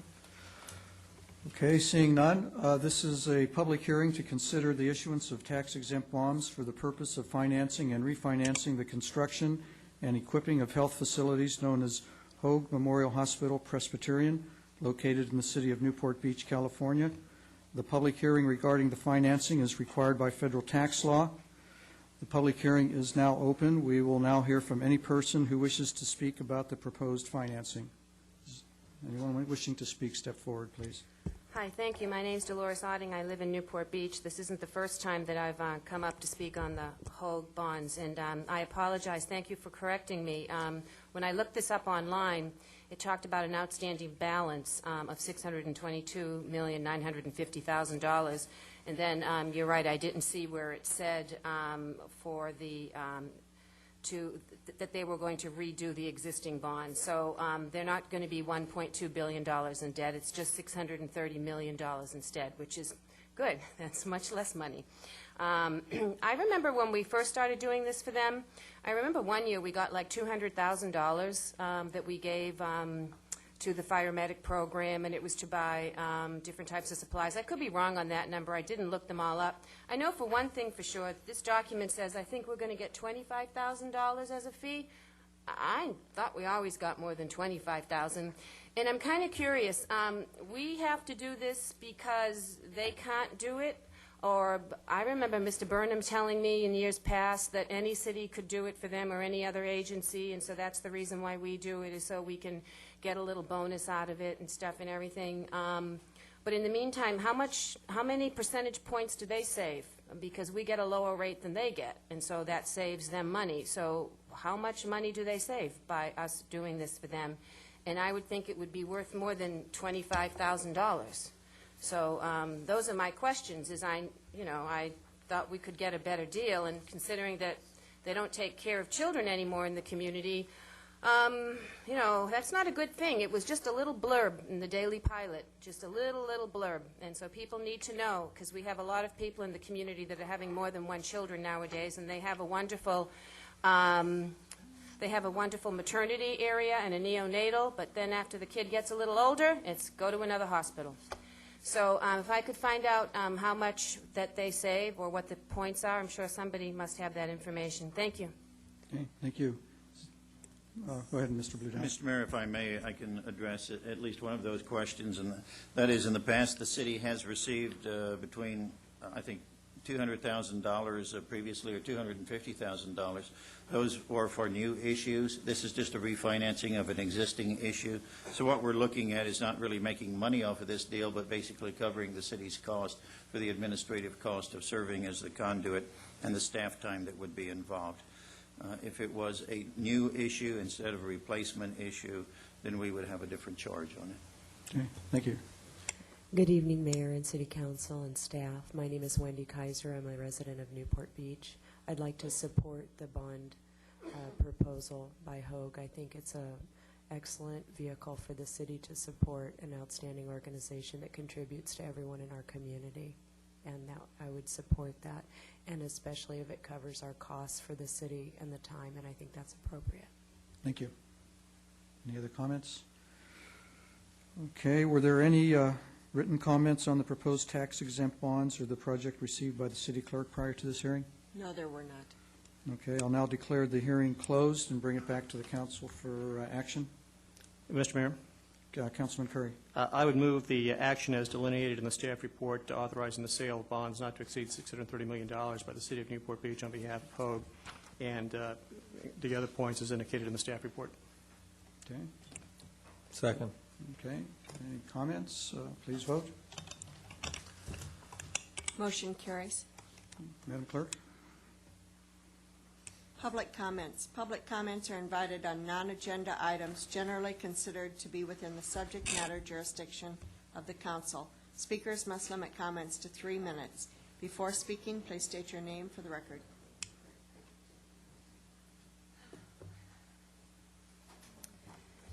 Good Good evening, Mr. Mayor, council members. My name is Maxine Cohen. I live in Corona Del Mar. And I'm here because I want to talk to the council about the issue of dog runs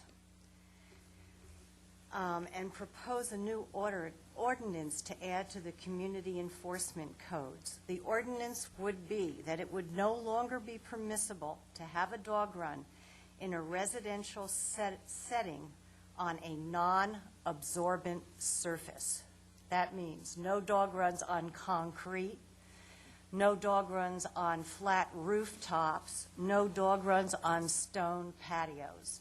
You would think that would be a no-brainer because they don't absorb feces and urine. It is apparently not a no-brainer because I have been in a whatever you would like to call it, with my neighbor for 5 years. I have tried the services of animal control officers, Newport Beach Mediation Services, the Orange County Department of Health, and I am currently paying a service called Doggy Duty, D-U-T-Y, to go on their property at my expense to clean it up. However, now they don't even bother with the urine. So, I have had 2 outbreaks of maggots, horseflies in my house that were beyond disgusting in number, and the stench in my front patio is horrendous. I am resourceful and I am tenacious, and I have not been able to make many inroads on this. So I can see that this is going to be an ongoing problem for me, so I would like to mitigate the circumstances, and I think having a dog run on only absorbent surfaces so that, I mean, not to state the obvious, so that the urine soaks in would be a big help, and that is what I am asking you to consider. Please, please, please, please, please. That's it. Thank you.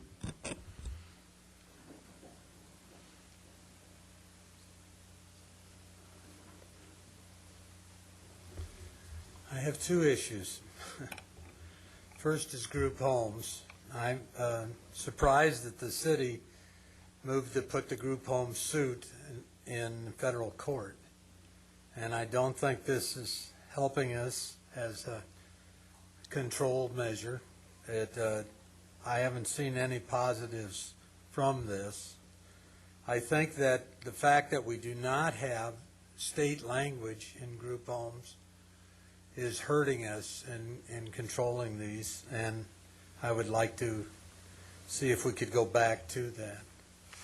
The second item is fluoride, and that is there's a second issue of Scientific American that's brought up that and reconsidered it, and they are going back and restudying it to ask that the level of fluoride in drinking water be lowered below the 0.8 or 1 part per million to maybe half of that, to around the 0.4 level. That's what we have naturally occurring. Secondly, there is a concern on their part that fluoride is attacking people much older, and they're seeing the problems there. This occurs also from toothpaste. In toothpaste, the concentration of fluoride is like 1,000 parts per million. So the toothpaste getting on your teeth and coating them, and in fact, if you ingest it, is not too healthy. And secondly, it will build up in your bone system and lead to arthritis. And we're having a massive outbreak there. So I'd point out that, again, very public, very, very prominent people are coming out and saying that the decisions we made as a nation to be one of the only few that want to fluoridate, and my God, we're the only ones that are adding it in at this late date. This doesn't make sense. Thank you very much. Thank you, Dick. Mr. Mayor and members of the City Council, I'm Bill Ficker. I don't know if now is the correct time to do it or not, but I wanted to comment on 28, and I see there's no comment received from the public on that. Should I make that That'll be a comment? separate discussion item. You will permit? Yeah, it'll be Okay, thank you. discussed separately.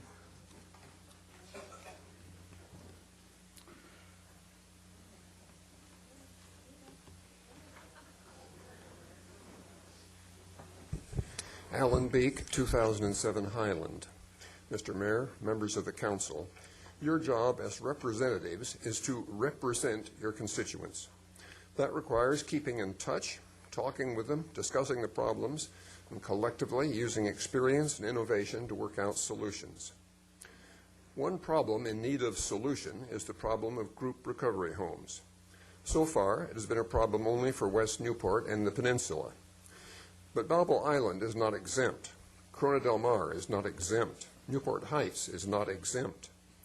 Any place where rents are high, unscrupulous operators can make a killing by packing 25 patients into a house that normally holds 2 families of at most 4 or 5 people each. And they pack a whole neighborhood into a recovery home ghetto, the very worst environment to foster recovery. Your constituents want to work with you to solve this problem. They have tried repeatedly to set up appointments to talk with you. You refuse to set up a meeting. Or worse, you refuse to even return the calls. You are refusing to do your job. I don't like this. I'd rather compliment you on doing things right. Some offer the excuse that to talk to your constituents would be, quote, collusion. No, it would not be collusion. Collusion means secret talks. For example, it would be collusion if you were to negotiate a development agreement that allowed some group homes to continue to operate in violation of new ordinances. What we are asking for is open talks, not secret talks.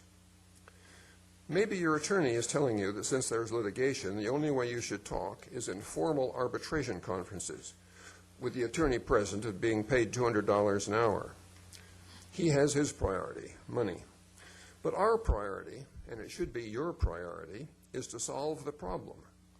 And if your attorney tells you it's wrong for representatives to talk openly with their constituents, the appropriate course is to get a different attorney. I realize it's not present to listen to someone point out that you're refusing to do your job. Thank you for granting me the time. Thank you, Alan.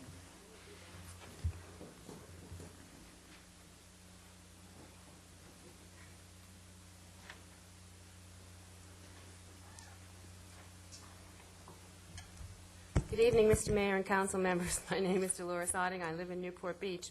And last Thursday evening, I went to the Planning Commission meeting, which was a very late meeting. God bless them. They do good work, and they really work at it. It was 11:45, and finally the items for Vaughn's Pavilion came up. And the idea is up at Newport Coast, Vaughn's Pavilion wants to put in a wine bar, and so they'll do wine and beer tasting. And so anyway, what I had done was prior to that, I had called the ABC liquor license place up in Santa Ana, and they told me that it was limited to 3 2-ounce pours in a 24-hour period of time. So that night, I went up and testified to that, and because what happened is that Vaughn's Pavilion, the attorney, went up and talked about how they were going to be getting different wineries to come down, and there'd be like 5 different bottles of wine, and they'd be doing tastings of all these bottles of wine. So I went up and said, wow, that's amazing, because they have to get like a Title 42 for wine tasting and a Title 20 for the store in order to sell the wine. They now have a 21, but that goes away when they get these other 2. So I went up and said, wow, so that means that they're going to be in violation of their Title 42 because they're going to have 5 2-ounce pours of wine. And so the attorney, of course, the applicant always gets more and more time to keep going back, and we, the public, get 3 minutes at Planning Commission. So anyway, bottom line is they asked the, like attorney of record, that I don't need to say his name, what's the story there, Is it true you're only going to be able to pour 3 2-ounce pours? And he said, oh, no, it was unlimited. And Mr. Lipo was there, and he can testify to that. So anyway, I went back up to the ABC liquor license place, this time in person on Monday, and I spoke to a woman named Danielle. She gave me her card. Her name's not on it. And they gave me this piece of paper without charging me $15 for the book, and it says, a single tasting of distilled spirits may not exceed 1/4 of 1 ounce, and a single tasting of wine may not exceed 1 ounce, and it's limited to 3. So it got even worse. So that, and at a wine tasting, you can have 3 1-ounce pours. So I don't know what to do about this, because testimony was given that was, in my opinion, not true testimony to the Planning Commission from the applicant of the liquor license. So I just wanted to bring it to your attention, because I don't know if this is something that you condone. I mean, so just so you know, and I sent a copy over to Mr. Harp, because he was our city attorney that night. There was more than one city attorney, because there's all different kinds of things going on at the Planning Commission. So anyway, thank you for your time, and I just hope that someone will relook at this issue, because I think it needs to be brought back to the Planning Commission with the proper parameters and the proper amount of alcohol that can be consumed in a 24-hour period at a grocery store across from the gelato, where you can buy ice cream from your children. Now, if that's not the best place to put a wine bar in, I'd have no idea what's going on in the city. Thank you.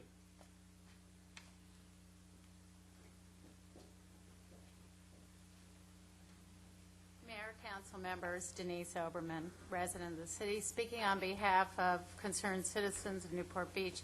I'm speaking because I have a duty to make the public aware of what the city's actions have been, and thank goodness for all of you. Alan Beek, on his own initiative, already made a comment relative to the notion of speaking to the citizens and the fact that the city has refused to talk to the citizens as constituents, even though it does have a duty to do so, on the grounds that that would be collusion or conspiracy. And the concerned citizens attorney, who, by the way, costs quite a bit more than the $200 an hour that Mr. Beek referenced, has encouraged us to talk to our city officials, to have some open dialogue, to try to get aligned with the city, and to reach a settlement. Well, I'm here to tell you that the city could not be making this more difficult and more expensive for the taxpayers of this city than the concerned citizens ever did. We've been waiting for over a month to try to get a mediation agreement, protocol arranged to and scheduled, and the city has not done this. The city has been putting as a condition the fact that the citizens need to triangulate with the city's largest rehab business operator, Sober Living by the Sea, to have one of those famous agreements that the city has talked about, one of those side deals or backroom deals or whatever the citizens happen to be calling them. I don't care about the terminology. The concerned citizens are also concerned about the city having excessive legal expense. This is entirely unnecessary. It happened during the course of the development of the ordinances, and now it's happening with all of this litigation. What we do need to do in follow-up to the discussions on the DARE programs is to make sure that the addicts and the dealers are off the schoolyards. And right now we've got an overconcentration of those people right next to many of our schools, not only in the peninsula but in other areas of the city. So that problem needs to get addressed, and it is resolvable. We could have had this issue already resolved between the city and the concerned citizens and on the way to prevailing with a reasonable regulation of these business uses. Citizens have a right to be concerned because new rehab facilities are popping up, and not just on the peninsula. They're popping up in Bonita Canyon, and Newport Coast, and East Bluff, and there are some other areas. So this isn't just something that the city is going to be able to contain and have this overconcentration sit in the beach community. We are concerned with increased costs with little results. So our concerns are presumably the same as what the city officials and our elected representatives tell us are your concerns. And we're concerned by the intimidation and the retaliation against citizens that's going on. So we ask that the city cease dancing to the tune of Titus and concerned citizens, and that our city work with the concerned citizens directly, get rid of the unnecessary illegal expense, and resolve the issue. Thank you. Thank you. Any other public comments? Okay, seeing none, we'll close public comments. Next item on our agenda is the Planning Commission agenda and oral status report. Mr. Lipo. Mayor and members of City Council, the Planning Commission last Thursday took action on 5 separate items. The first item was a public hearing for possible revocation of a use permit for the séjour operation at 3400 Via Lido. The item was continued to June 5th to allow staff to revise conditions and come back with those conditions that would have the facility operating in conformity with the original intent, which was a retail wine shop, not a bar and restaurant. Also 201 Crystal Avenue, Little Balboa Island, it was a variance and modifications to setback requirements to allow a larger than the otherwise permissible 1,000 square foot single-family dwelling to be constructed. They plan to build about 1,500 square foot home on that site. That was approved. This was a continued item. The applicant made revisions to accommodate concerns of the next-door neighbor. Next item, Seashore Village. This is a proposal at 5515 River Avenue to take down the 52-unit Las Brisas apartments. They're out there now, and construct 24 detached condominium units. That item was also approved. As Mrs. Otting indicated, the next item was the Pavilion's wine tasting at Newport Coaster Drive. There were modifications to require 2 people at all times to be there serving wine. The hours were limited from noon to 9, and all the servers are required to have training for service of alcohol. That item also passed. And lastly, Rudy's Pub and Grill here on Newport Boulevard was requested to add to storage area about 378 square feet and a modification permit because part of that does extend into the previous rear yard setback. That was also approved. Questions? Any questions, Mr. Lupo? Yes, David, I am presuming, and Robin, that Aaron either has or will review the information that Dolores Otting gave him and make sure that we're not in violation of some sort of law or regulation. He does have it. Yes, he did show me today that he received the document that Dolores gave him, and we're going to talk about it tomorrow a little bit, and we'll talk with David Lipo to see what the issues are and if there's anything that needs to be suggested for the Planning Commission to review. Okay, thank you. Any comments on the Planning Commission agenda report? Okay, seeing none, we'll go to current business. Item 26, proposed amendment to the city's one-year action plan for fiscal year 2007-2008. This is for the CBDG grants. Kathy Bowden, who is the Economic Development Coordinator, will provide the staff report. Good evening, Mayor, Council. This past March, City Council approved a contract for the repair of various curb, gutter, and sidewalks throughout the city. Some of those repairs were paid for by CDBG funds. Upon staff review, we found that some more eligible improvements that we could pay for out of CDBG funds as opposed to general fund monies. And in order to do that, we would need to approve a budget amendment as proposed. The amendment would allow the city to replace the commitment of $78,300 of general fund monies with prior year unallocated CDBG funds, and staff does recommend approval. I can answer any questions that you have. Any questions from staff? Okay. Thank you, Katie. Thank you. I'll open the public comments. Any comments from public? Seeing none, bring it back for a motion. Move the action. Second. Please vote. Motion carries. Next current business item is number 26, council approval of city services recommended by ICMA consultants for measurement and performance benchmarking.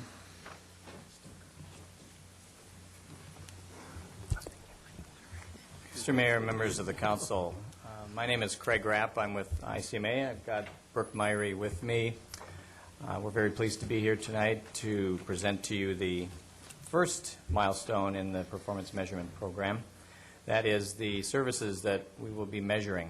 I won't go over in detail the report that you already have, but I just want to mention that we've been working on this now for a couple of months with staff.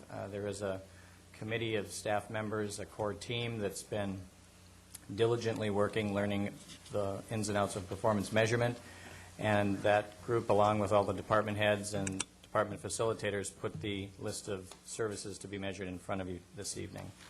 The Finance Committee looked at this a couple of weeks ago, and they have put this forward for your consideration. Assuming that you do adopt something tonight, we will move into the next phase, which is additional training of staff, starting already tomorrow morning.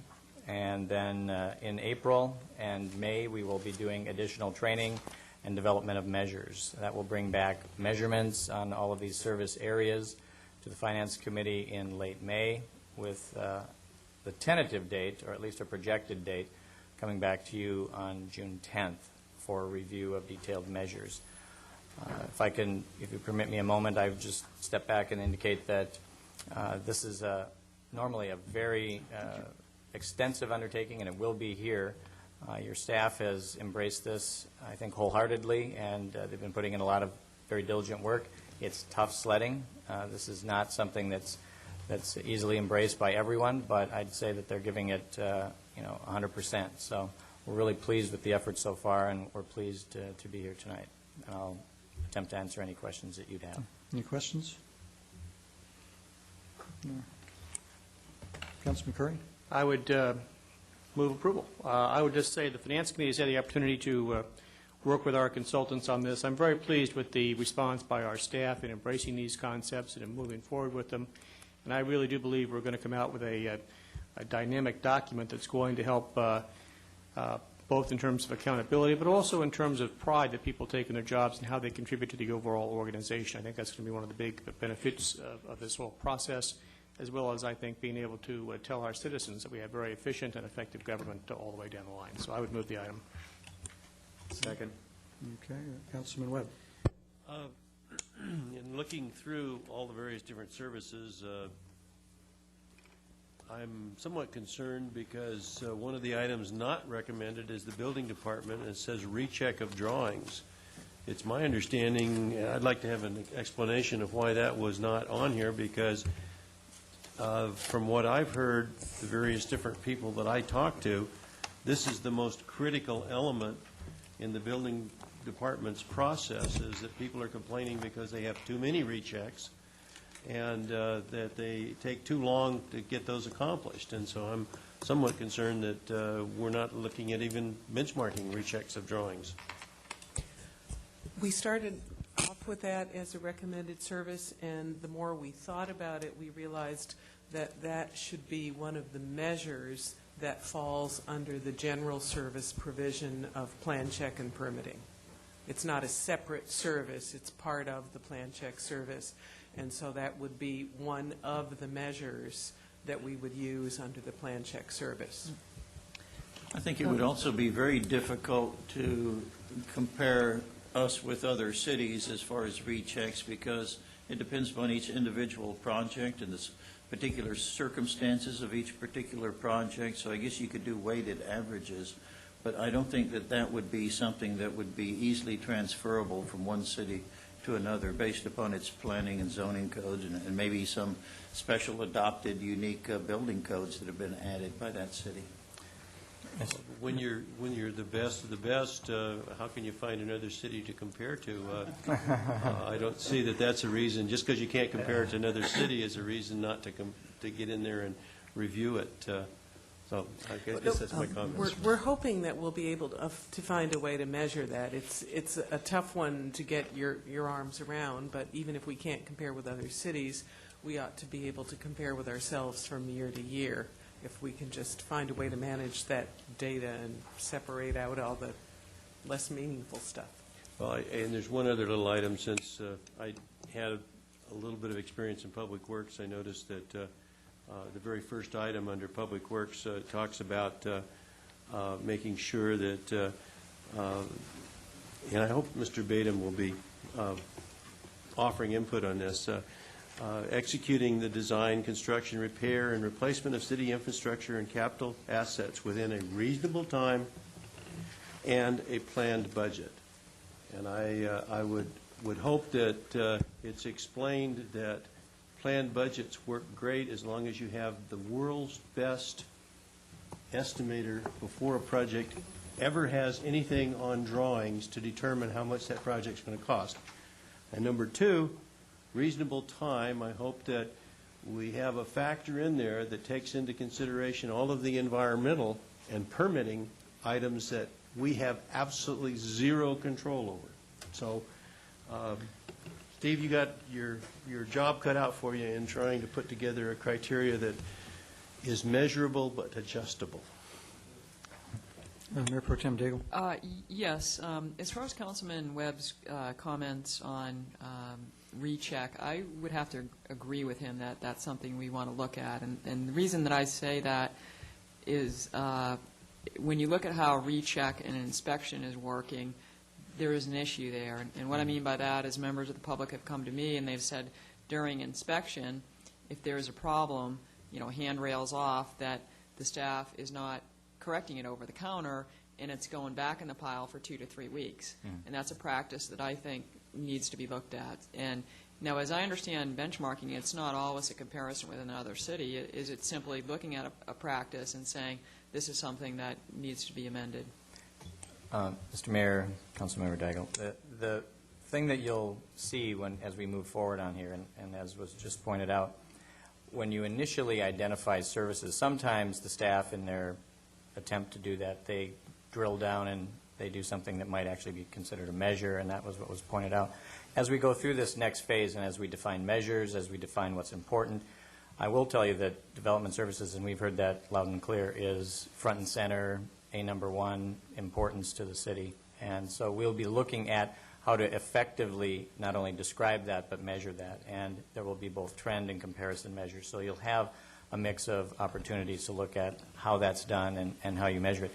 Ultimately, it's defined by what's important to you. What is it that we want to look at? How do we want to measure the results of a particular activity? And that's where it comes down to. And that will be coming back to you. It'll be coming back to the Finance Committee. It'll be coming back to this body. But it will emanate from the staff and our discussions, and then looking at how other cities do it and what other measures are used in different places. Okay, so you can get at that issue then. Thank you. Councilman Henn. Just to be clear, that is the intent all along. We are going to have a measure of plan recheck, and if it's not comparable to other cities, well, okay. We're going to have some measures that aren't, but it's still equally valid to have a measure that we can see in a time series analysis whether we're getting better or worse, and so that's fine. So carry on. Thank you. We will. Okay. Any other comments? Thank you. Thank you. Open it to the public for public comment. Seeing no one, bring it back for a motion. We do? Yeah. Please vote. With Councilmember Rosansky absent, the motion carries. Okay, next current business item is item 27, sale of bonds for Assessment District Number 92, area generally bounded by West Coast Highway, Tustin Avenue, Riverside Avenue, and Cliff Drive. Boy, you really wore that tie for dual purpose tonight, huh, Dan? I did, and I do feel much more comfortable speaking to a $1.4 million issue versus HOAG's $630 million issues. Actually, we're here on an identical purpose. The residents of this assessment district have already approved the issuance or the formation of this district, and we're asking you today to adopt a resolution that authorizes the sale of bonds for the remaining assessments, and the official statement and the bond purchase contracts. Other than that, I'm here to answer any questions, but this is something that has already been approved by the assessment. Okay, Councilman Henn. Just a quick question. Do you have some feeling for what the rate is going to be in these bonds? Tough to say with this with this new with the market. I'm sure. Well, with the relatively low value of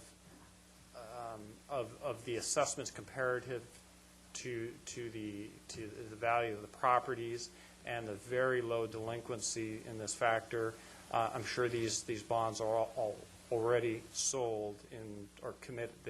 The underwriters made commitments to folks, so I think they will sell at a very favorable rate. However, I wouldn't venture to make a guess where that is. I'm going to say, well, I won't say. Never mind. Councilman Curry, do you have some comments? Okay, thank you, Dan. Open this to public for any public comments. Seeing none, bring it back to council for motion. Move the recommended action. Second. Okay, please vote. Motion carries. Okay, the next item on our agenda is the general design parameters for City Hall Park and parking structure. This is a recommendation that from the Building Committee. This recommendation went to the City Hall Design Committee last night, and they made a few tweaks to the recommendations from the Building Committee that Mr. Kiff is going to go through with us, and also, I believe, a couple of comments from Councilman Weber included in what he's going to show us. Just make a couple of comments on the parameters. These are meant to be general design parameters for the architects that will participate in the design competition. We tried to set forth what our community concerns were to a sufficient degree to give the architects direction, but yet not to dictate to them the design of the buildings or the master plan for this property. I did attend the City Hall Design Committee last night. I don't plan to be attending those at all the meetings, but the chairman did ask me to attend and clarify for his committee any questions that they may have on the design parameters. And there were some people there to speak last night who I see some of them in the audience tonight. I'm just going to comment on a couple of the comments that were made last night from a general standpoint, then let Mr. Kiff go through the suggestions that came from the committee and also Councilman Webb. First of all, one of the comments that was made was that we're going through and developing these parameters too quickly. I assure you the design committee has spent quite a bit of time with these design parameters. If you look at them, most of them are long-held city policies that have been the subject of much debate and community input and discussion over the years. There were some comments made on that we should be more detailed in the lead criteria. I think that the lead criteria is sufficient to give the selected architects the guidance that they need, and to, within the framework of the lead program, come up with what they think is the best design solutions rather than us trying to dictate things to them. And then probably the thing that got the most discussion last night was on the budget constraints, and those budget constraints are not meant to be a projection of what the City Hall is going to cost. I think that that committee member Rush Hill expressed it best last night in trying to explain it to folks, is that we're merely trying to come within a range for the architects to use, that we don't want to have a $1,000 a square foot Getty Museum building, but also on the high end, but also on the low end, we don't want a $200 a square foot tilt-up building for our City Hall. So we're not trying to set forth any kind of a budget at this time. There are too many variables that could come out of the design. Probably one of the biggest is what solution anybody may come up with in terms of how much earth is going to be excavated from the site. There's any number of solutions that could be brought forth, and depending on the earthwork, retaining walls, et cetera, those numbers could fluctuate wildly. So the committee of experts that we've chosen made some recommendations, which Mr. Kiff will go through, and I think they're good recommendations. Those are my comments. I would invite either Council Member Rosansky or Hen if they'd want to add anything to that. No, I just think it's been a very rational, steady, progressive process here to get to where we are right now, and I think we're allowing time for an opportunity for public input lots of ways along the way, including tonight. So I'm looking forward to that. Okay, thank you, Mr. Kiff. Mr. Mayor and council members, I'd like to go through a strikeout and underline version of the document that you have in your packet, and it's based on the second document, the one that came out on Friday, that was the revision. So folks at home should make sure if they're following along to look at the document that came out on, it has a memo from me, and the date is April 18th. It's not varied much from the previous one, but just in case you are following along. And then, Mr. Hann, if I'd appreciate your indulgence and give us a little darkness here so I can thumb through these with you on the screen here.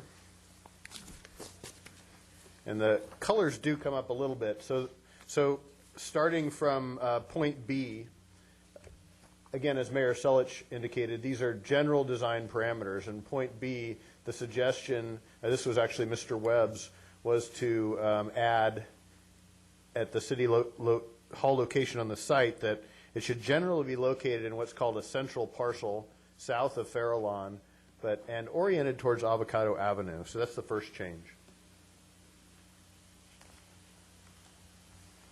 The next change is in Part E, which is the subject is library access and orientation to City Hall. The committee made a strikeout and underline suggestion to say that the design should, to the greatest extent practicable, maximize the library's relationship to the City Hall structure through consideration of a second entry, plaza, shared parking. This was mostly a clarification, didn't change the intent. The next change is in F under natural park considerations, and under this discusses the concept plans that are attached as exhibits, and you'll see the first change there says that Exhibit E, which is a previous concept plan for the Newport Center Park, is attached merely as an example.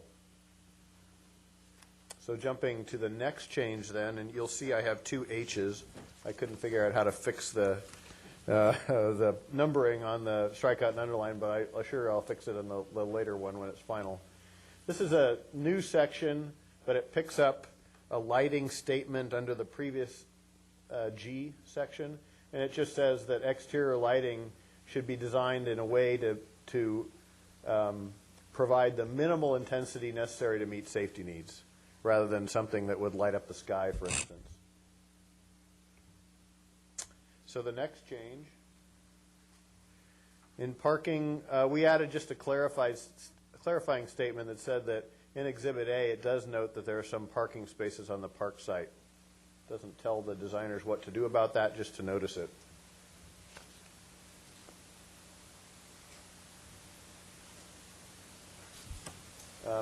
The header for this is budgetary constraints. That's the thing that Mayor Selich mentioned. I'm going to talk about that next. So that's Part O. You could see that the committee suggested that to start considering ranges of $400 to $450 a square foot for the City Hall structure. That's not including FF&E, furniture, fixtures, and equipment. They kept the same price as the draft for parking structure, which is $20,000 to $25,000 per space. And then they discussed site improvement and site work and suggested $15 to $20 per square foot for landscaping, irrigation, access, site work, including grading and drainage, and site improvements. They noted that is exclusive of soft costs. Soft costs are things like the architectural fee and project management, things that are not hard structural things. And then finally, the last sentence, they suggested an addition of design economy will be an important consideration. So with that, I know that some folks who may have attended the meeting last night of the design committee, we talked about whether Exhibit C was appropriate with the view plane limitations, and I noted to the committee last night, that we were going to work on that at a staff level today, and we did reaffirm that Exhibit C is appropriate. So with that, Mr. Mayor, I'd return that back to you. Mr. Mayor. Mr. Rosansky. I guess I only have a comment on that first one. Can you go back to it? I think it was B, City Hall, location on the site. That change there and be oriented towards Avocado Avenue. I mean, depending on what design they come, well, I guess we could just demand that they do it that way, but I don't know why we would want to dictate that design element. Maybe it would be better, maybe their plan would be better if it was oriented to the north as opposed to, like, are we talking about the front door being oriented to Avocado Avenue, or I don't understand what that means. Concern. The concern I have is right now, as you drive down Avocado, you have a landscape slope. You cannot see what's at the top of it. My thought for City Hall, at least in the way I'm thinking about it, is that it should have a presence to where it can be seen from Avocado, to where Avocado is the main thoroughfare that is going to provide access to the site, and it would, to me, make sense for that building to have its orientation to where it faces out towards Avocado rather than to the north, which is a park, or towards MacArthur, which could be behind a slope, or toward the library, which is going to have the parking lot. So I think that the concern I had was that it should be seen from Avocado, and that's why I'm saying that orientation towards Avocado. Well, I agree that maybe it should be seen from Avocado, but personally, I always thought that the City Hall would be oriented the other way. At least the front door would be oriented to the north. Not that I'm dictating it or demanding that it would need to be that way, but I would just leave that to the discretion of the designers to design what they think would work best for that piece of property in conjunction with the rest of their design of incorporating the park and the library behind it and all the other things. I don't know why we would, and who even knows if it's going to be up on a hill. They may come with a design that excavates it down to Avocado, and it may be very easily be seen that way. I mean, look at the library. The library's not oriented towards Avocado, and certainly, I mean, it's at grade, obviously, but we can see it. It's not oriented towards Avocado. I would agree. The thing that impressed me about this is that while I think it addresses many of the major concerns that we've heard expressed, it does give plenty of leeway for creativity, which is why we're having a design competition, because we want some people with really great ideas who can bring all this together. Okay. Any other comments on the criteria? Just one more comment. My thought wasn't necessarily that the front door has to face Avocado, but it would seem like to me that that's the direction that the building's presence should. Well, let me help you out. Let me help you out here. I think going back to Council Member Rosansky's comments, where he says that the library isn't oriented towards Avocado. It actually is in many ways. That's, even though the actual entrance is on the parking lot, that building has an orientation to Avocado. It doesn't orient to MacArthur. MacArthur's really the back of the building. It doesn't orient to the other side of the property. So it does have a presence on Avocado. That's the longest length of the building. And I don't think that Councilman Webb was trying to dictate where the actual entry of the building goes. But I agree that if you want to say, use the word presence towards Avocado or presence on Avocado, I guess I would concede that. But to me, the word orient means when you orient something, you're facing it in a direction. That's orienting. That's the definition of orienting. And the library is not oriented as far as I'm concerned. Maybe it's a term of art that I'm not aware of used in architectural context. I think visual presence in Avocado would be acceptable to him. But it's hard to imagine that it wouldn't have a visual presence from Well, Avocado, exactly. and so I'm okay to leave it general and to not have that in there. I would leave it to the designer to come up with a design that they felt was going to, I'm sure they understand that it's a public building and the public would need to see the building to know where to go. To a certain extent, some of it will be taken care of with signage and things like that. I'm sure we'll have a sign that says City Hall somewhere on Avocado. Architects aren't in the habit of making buildings that can't be seen. Yeah. They like them to be seen. Not unless you dictate that, but I would remove that language. I think we've been careful to try and not dictate design, and I think that really borders on dictating design as opposed to just a constraint on the site. Okay, we'll open it to public comment.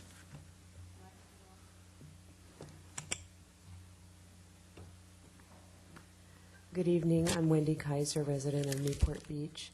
And I don't know if it would be appropriate to add here, but I would encourage the council to consider adding a guideline to the architects to include the most green building as possible, the most environmentally friendly building, and especially in mind of Earth Day today. When we look at recent buildings such as the Hearst building that was just redone in New York City, they're saving over 50%, I believe it is, I forget the exact statistics, in their water usage, and they've cut their electricity usage by 37%. And those are cost savings to the city as well as being environmentally friendly.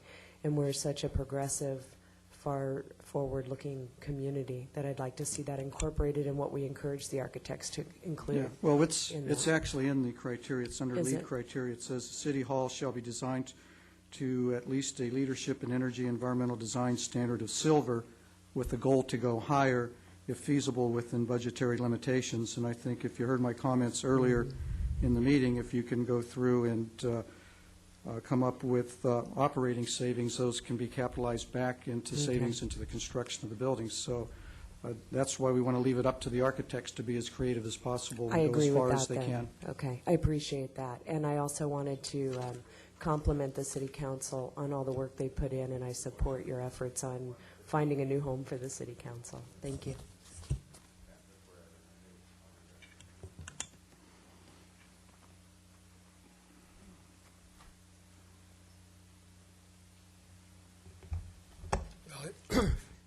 It's always interesting to sit here and watch a group of people who understand nothing about the subject discussion, and I mean in a friendly manner.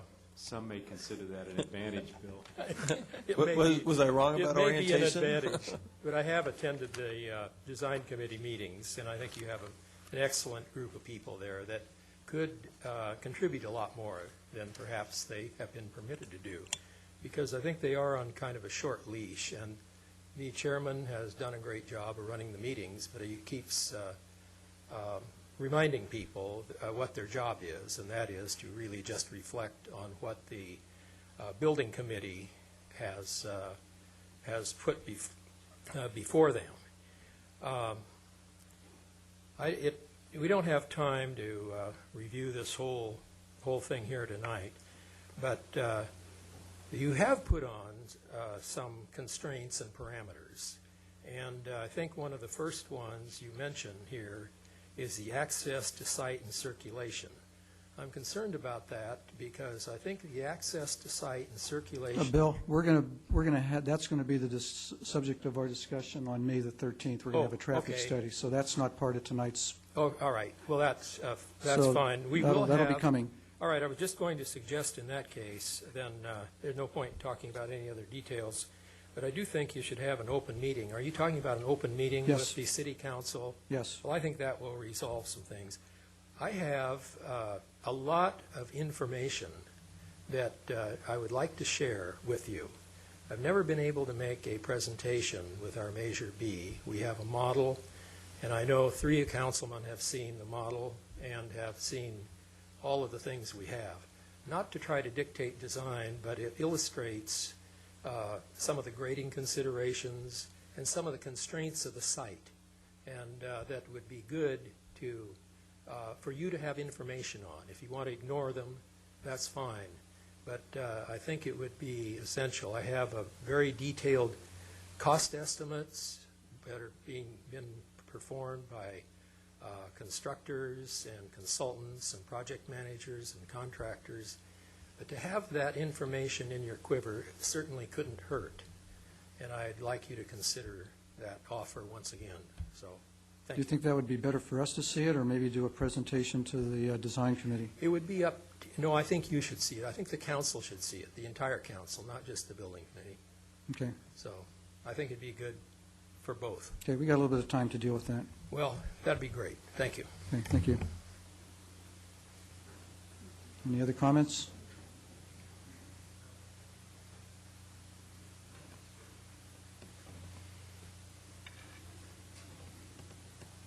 Barry Allen, as I said last night at the meeting, I think that you should even include in the parameters, because this is mainly going out to people who are going to be looking at this project and how to design it and what to do.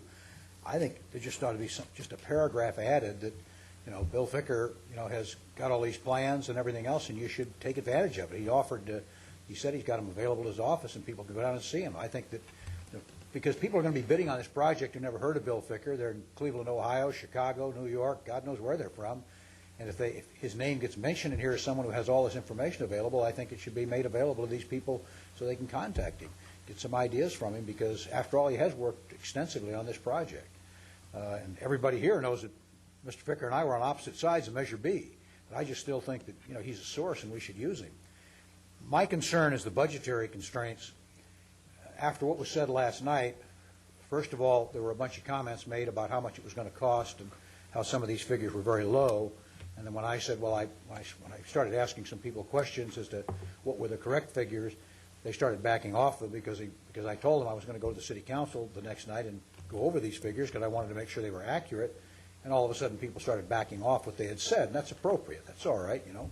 But I don't think it's fair to put out something to the people who are supposed to be designing this project, figures that bear no reason. And I mean, Mr. Tucker kept saying last night, as I was saying, making comments, and the other gentlemen on the panel, and I don't know their names. I only know Mr. Hill and Mr. Tucker's name. I don't know the other people's names. It was pretty obvious that everybody was saying these didn't mean anything. I mean, I don't know how strong a words you could use saying these budgetary constraints meant nothing. They were said these were just guesswork. They mean nothing. Rush Hill talked about how it was $25,000 3 years ago to build a parking structure at HOAG. So why are we considering that? Because he made another comment that construction costs have doubled in the last 3 years.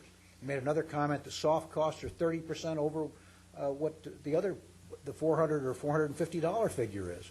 So, I mean, anything we give to these people, I think it's a bad idea to give to people we want to design a world-class city hall some kind of figures that don't mean anything, because I'm not in the construction business, and I don't know whether $200 a square foot or $900 a square foot or $2,000 a square foot is the appropriate amount to build a city hall in Newport Beach. I'm just afraid that if we put a figure of 400 to 450 in there, which is what we heard last night, may not be anywhere near appropriate, that we may scare off some of the most creative people who might want to enter this design competition.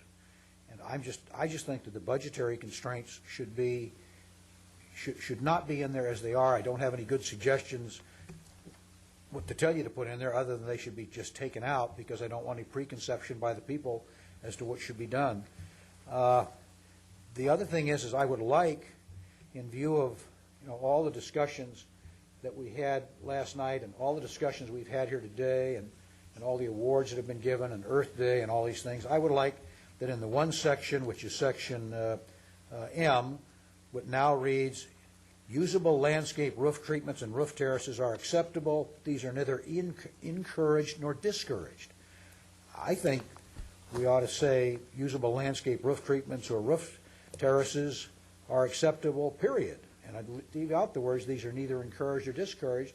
I mean, we had Mr. Webb make a presentation, we had Mr. Rosansky make a presentation at the mayor's dinner when he was the mayor that talked about all these green roofs and how they were going to save all this money on electricity and on the heating and cooling of the buildings, and I really think this is something that we should encourage to be done. Nancy Skinner last night commented that we should plan on making the top of the parking structure like a park. Now, I know that there's some considerations when you review what's out there in engineering, that these are not really usable for heavy traffic. In other words, you can't play baseball games up there because it might cause leaks. But my theory is if you can make it a little bit usable and you put it on top of the parking structure, let's face it, it's a parking structure, folks. If it leaks a little dinky bit because maybe something happened, it's not a big problem. I would agree. On the top of City Hall, if you put a green roof, which I would encourage you doing, that you just not allow people up there other than the landscapers to go up there and clean it. And I just think we should encourage it, because this is something that two of the councilmen brought up during all the discussions we had about City Hall, and I think we should dictate to these people that we want them to consider this kind of a roof on this project for several reasons. Number one, it's the best thing to do from a standpoint of environmental, but the second reason is, as people come down MacArthur and they look at the view, if they're going to see the tops of those buildings, what are they going to see? They're going to see the top of green roofs. And again, we're not going to interfere with the view of people coming down the hill. And I think that's the most important thing to do, is to preserve those public views coming down the hill. Thank you very much for your time. And once again, I exceeded my time, as I always do. Thank you.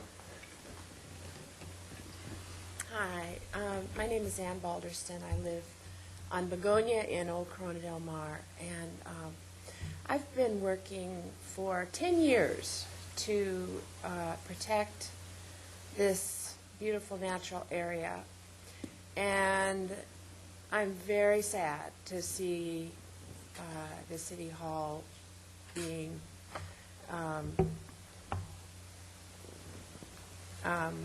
coming into the place where it's going to be built. But I've been speaking out for this area, and I'll continue to do that. And I was at the city meeting last night and appreciated seeing Mr. Selich there. And I just wanted to bring up the fact that there were a number of people that made comments about making the City Hall as green as possible, saving a lot of money by doing that. And so I wanted to sort of represent those people that did make those comments at the meeting last night. And also I was concerned about one of the points that talks about the view plane, and that there's an exception for any sort of architectural flourish that might want to extend out into the view plane, and that there would be an exception to protecting the views both from the site and from MacArthur. And that would be an exception. And that really concerns me, that an architect could make a decision to put something, flying buttresses, I don't know what, but things that are going to be sticking out there, and that would be something that I would want to see reconsidered, so that those views are protected, and that the natural area and the views should be inviolate. That's what I think we need to do. It seems to me that the City Hall is getting bigger and bigger and more grandiose, and the park area is getting smaller and smaller. And that is very concerning to me. So, and as I say, I feel that I represent a number of people, even though not that many of them are here tonight. And the more people that I've talked to after the Measure B situation, more people are realizing what's actually going on, and are saying that that was not what they thought was going to be happening. So I think some of the things that we're talking about need to be reconsidered. So thank you very much.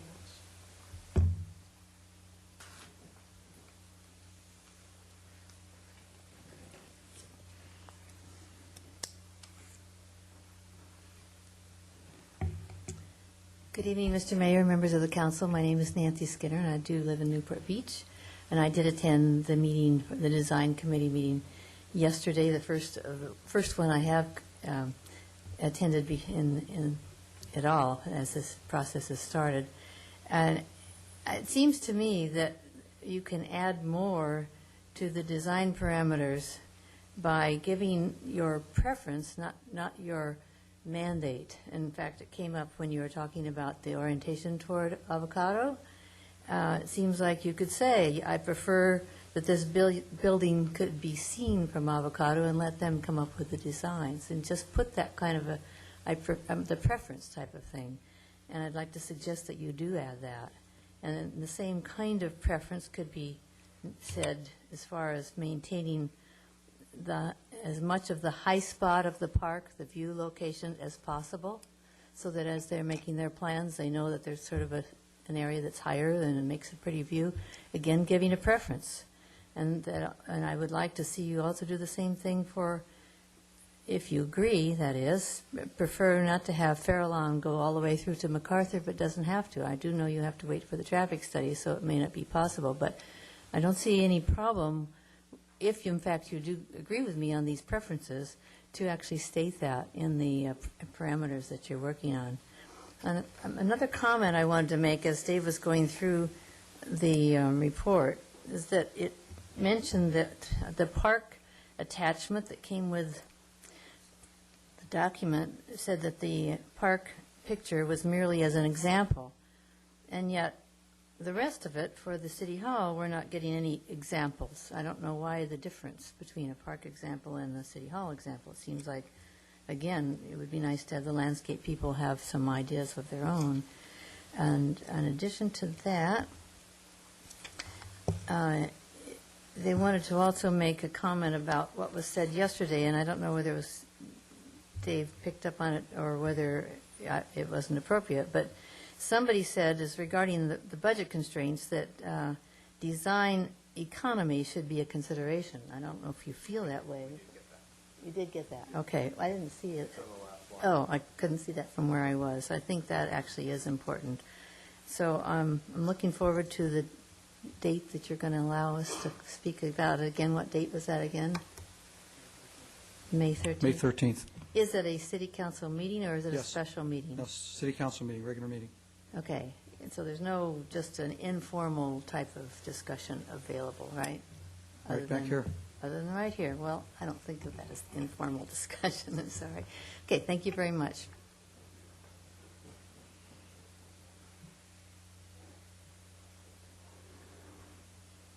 Mayor Selich, members of the City Council, my name is Debbie Stevens. I'm a resident of Corona Del Mar. I kind of agree that I don't really like being here talking about developing the site, but so be it. This is what has been voted on. And so we want to be here and make sure that the things that were represented as part of this vote are implemented. And I'm happy to see that a lot of things are progressing along that path. I think there's just a couple of things I want to mention because I think they're deal breakers in terms of getting this site developed. Obviously, the views are very important to us. The public views as you come down MacArthur, possibly enhancing the public's ability to access some of those views on the site. Those are the kind of things that I think are really key in keeping this development. We were told we could have a world-class park as well as a world-class city hall. We'd like to see both of those things happen with as much of the park being developed as possible. If you'll remember, most of the literature that was developed on this, the Measure B, was a park. City Hall needed about 2.8 acres. The park was the rest. So that's what we're looking at, something along those lines. In terms of that, I'll just mention the other thing that is very important to us is the traffic issues. Cutting through Farallon would minimize the size of the site and the size, and of course now would be the size of the park. So obviously that's something that we really want to take a look at. And so what we would ask is that to get the data on the traffic study ahead of the 13th meeting as much as possible so that we have a chance to look at it. So we would just request that early access to that report is important. Thank you very much. Thank you.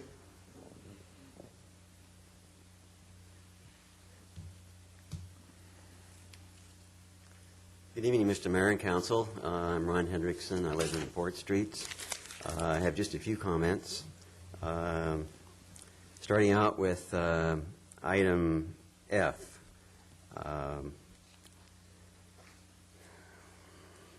It says, one of the items in there says, of particular importance is preserving the view from the southernmost meadow area. And it seems to me that's right very much where the City Hall probably will be. And I don't quite understand why you would have that in there. So I'd ask you to reconsider that. I think that's a confusing statement if that's going to be part of the criteria that these guys are going to have to adjust all their design to make sure they have that viewpoint. So that's one item. Hopefully, paragraph J, which is the space allocation assessment, hopefully that's going to have some significant augmentation as you move along so that when you get into the specific design parameters, because I don't think an architect's going to be able to design a building from that information that you have there now. But I assume that the objective will be to increase that information. Question, are the exhibits going to be issued at this 8.5 by 11 size, or will they be larger, Dave? The exhibits will be up on the website. You should be able to... I mean, to the architects. That's what I mean, to the architects. We'll try to get them as big as possible. Okay, I think it would be appropriate. I think right now, for example, the orientation is very difficult to read on these plans. And it's very confusing that Exhibit E orientation is, rotated 90 degrees, which is my final question, and that is, why is Exhibit E included? It seems to me that it's unnecessary to show the stairway at the lower end and the turf area. I don't think that does anything except confuse these architects. So my suggestion would be that that exhibit, E, you ought to carefully consider eliminating it. And if there is any information on there that you think is important, put it in the written criteria. It doesn't need to be shown on that drawing. And I think Nancy Skinner had a point on that why are you trying to suggest what, and particularly it's in areas, the southern part is particularly confusing because that's probably where the City Hall is going to be. So appreciate the time to have the opportunity to make the comments, and I think that the Design Committee meetings are going very well, and I think it's great that you have such a talented Design Committee, and hopefully they will have more involvement as this project moves along. Thank you. Thank you, Ron.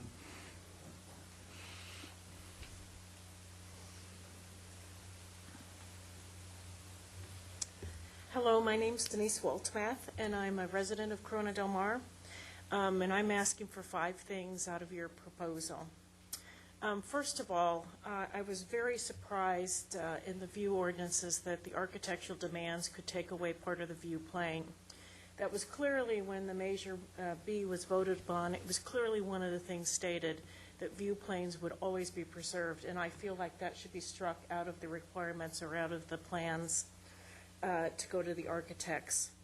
Secondly, when we're talking about, I was pleased to see the lighting addition that was added into it, because when we're talking about views, lighting in the evening can take away your nice evening views of the bay here in Newport Beach. So I'm pleased to see that that was added in. Thirdly, I think there should be a requirement to preserve as much park as possible. When we were looking at Measure B as an initiative, the initiative clearly was to look at whether we preserved our park or whether we took away part of that park in order to have city council. And I think that should be added in as a provision because it was clearly stated that it would only take away a minimal portion of that park. Thirdly, I think we need to, and I know that we'll have upcoming information that will be available in terms of traffic studies, but the traffic flow needs to be carefully weighed in that there were a lot of assurances that traffic would not be an issue in this area. And finally, and I'm not sure I have a good recommendation about how you address this, but this plan should also be fiscally responsible. And I know that there's been some attempts to try to put that into it. I'm not sure I have the answer of exactly how that should be put into it. But I do not think we should allow this, as was voted on when we voted on Measure B, to be a runaway program with a lot of financial costs ensued into that program. So I urge you, as we're taking a look at the plans and going through this process, to make sure that it's also fiscally responsible. Thank you so much for your time. Thank you.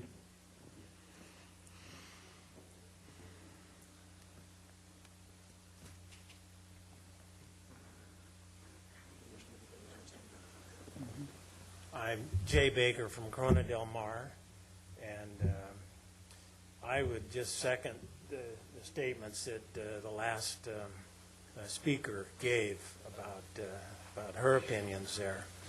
And then earlier, another lady had mentioned something about Farallon coming through because of traffic considerations.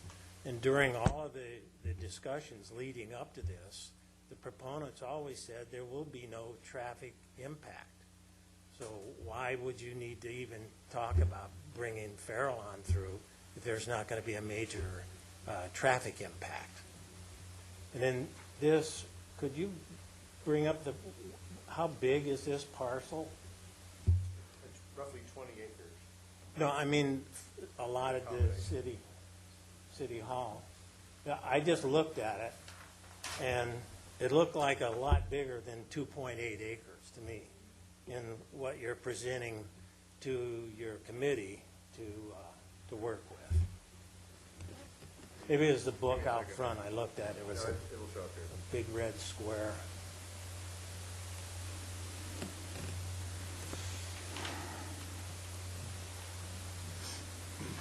about the same speed as my computer. Sorry, there's a lot of graphics on it. This is the slide thing. Yeah, yeah. If I look at that, and it looks like it goes from Crown Drive or Farallon all the way down to the library, and I'm trying to visualize that as 2.8 acres. I don't mean to interrupt, sir, but to clarify, the intent of this is not to say that all of this shall be the City Hall and parking site. It's that the City Hall has to be located south of that, of the extension of Farallon. So this may not be the best graphic way of presenting it, but in no way was it expected to show that that's going to be all of the City Hall site. And maybe we should correct that exhibit. Yeah. That'd be good. All right. Thank you for that time. Thank you. Good evening, Jan Bennett from Newport Heights. I would like to commend the Building Committee's recommendation and ask basically that you accept their recommendation. I have been and am most concerned about the park, and I'm glad that you decided that it should remain a natural park. It has many valuable assets to the community, including serving as a water quality facility. I'd like to make a comment about the Exhibit B in light of what Dave Kiff just said, and in light of what Ron Hendrickson said. You'll notice that the high point of the hill, actually you can't see it too well on that, but right at the tip of that arrow you can see that that is actually the high point of the hill. If you could keep City Hall below that point, then you would actually preserve the public views from the park. You would preserve the public views of the motorists driving down MacArthur, and they would not be able to see City Hall because that high point would hide City Hall. And you would minimize the encroachment of the City Hall on the park. That arrow actually represents the southern meadow. I think Ron was talking about the southern meadow being just above the library, but if you put right where that point is right there, that could be considered the public view from the southern meadow area, and that area could be a manicured area, turfgrass area, that would fit in and flow around the natural area, so you could basically sort of accommodate what Exhibit E is. And contrary to Ron's advice, I would retain Exhibit E as an example of what should be included in the park. It's going to be truncated from what we hoped it would be before Measure B election, but I think we can essentially retain the character of the park if we are able to locate City Hall, and maybe Dave and maybe the city can relocate that red line rather than extending from Farallon, but put it where the tip of the arrow is. I think that would satisfy practically everybody's concerns about maintaining the public views. And with that, again, I want to thank you and thank you for the design committee. I think they're doing a very good job today, and thank you again. Any other comments? Okay, seeing none, I'll bring it back to the council. Councilmember Rosansky? Yeah, I have a comment on F, because, you know, I go back and forth on this Exhibit E too, because it's not really indicative of kind of what we're going to have there, in the sense that we're not covering the whole parcel with the park. I'm trying to, you know, look at where it appears in the document here. And first appears in F, and we talk about, it says the 5 to 6 acre portion of the central parcel has been proposed as a natural park. So the way that's worded, it's saying the 5 to 6 acre portion of this, but that's not right. I mean, it's grammatically not right. I would say that the northerly 5 to 6 acre portion, if you want to say, or the portion north of Farallon of the central parcel. I would agree adding the word the northerly 5 to 6 acres would clarify that. Okay, so I would definitely put that in there, because that now it talks about the exhibit as in the context of the natural park, not really what's going on down below. It also appears in E. I haven't actually looked at that one yet, but I guess Exhibit E in reference to G is just saying that the southernmost meadow area of the central parcel in the 3 will have essentially same amenities as a facility shown in Exhibit E. And do we show the facilities well in there? I mean, are we going to have an amphitheater? I mean, is that something that we definitely want to have in the new? It doesn't say to do it. It doesn't say to do it. I mean, if it's appropriate, they'll put it in. If it isn't, they won't. Well, it says at least substantially the same park amenities. I mean, to me, that would say, if I was reading that, I'd say, well, I better put an amphitheater in somewhere into this thing. And I'm not saying that's a bad design element. I just don't know if that's something, I just think it's maybe too strong of a statement. I mean, the other things were, what, a tot lot, right? There was a tot lot in there somewhere. Tot lot, parking lot, there's a trail. Yeah, I mean, in my mind, it'd be better to say what amenities we were talking about, you know, or say including but not limited to, or something like that, as Or opposed should to. consider the amenities that were suggested, in, so that softens it and gives flexibility. So you're suggesting that we, rather than having the portion of Exhibit E that shows the, lack of a better term, the developed portion of the park, that we just list the kind of amenities? Yeah, and just leave it to them as to how and where they're going to put them. I mean, they may wind up in the northerly for 3 acres. You know, we may decide the tot lot doesn't belong by City Hall. It'd be better to be on the northerly portion. I don't know, but I guess the one thing that strikes me is the amphitheater, because that's kind of a strong design element that we may or may not want to have going forward. If I could just, Comments have closed, ma'am. oh, they are, Yeah, they're closed. this is related exactly to what you I'm said. sorry, we've closed the Okay, comments. all right. You know, actually, I tend to agree with Councilmember Rosansky that, and in general, I believe less specificity is better. Yeah. And so I kind of like the idea of not worrying about the graphics and just listing what we think are the important features to be represented. And so let the designers create. Councilman Webb. I also agree. I think that you've worked really, really hard not to influence the designs, but yet when you put Exhibit E in, you're influencing the design. You're saying, this is what's been looked at before. We kind of like it, or we wouldn't have put it in here. And so that I think that we've maybe placed more effort on protecting the southernmost meadow view. When Mr. Allen stood up, the view he was talking about wasn't the southernmost meadow view. He was talking about the view from MacArthur Boulevard. If you protect the view from MacArthur Boulevard, you're also going to protect the southernmost meadow view, because it's the southernmost meadow that blocks the view of MacArthur. So I would suggest that we leave off the Exhibit E, and then instead of saying southern, at least in the natural park considerations, and I guess below too, that we protect the view from MacArthur Boulevard. Because I think that, if anything, is going to be a more restrictive protection than the meadow protection.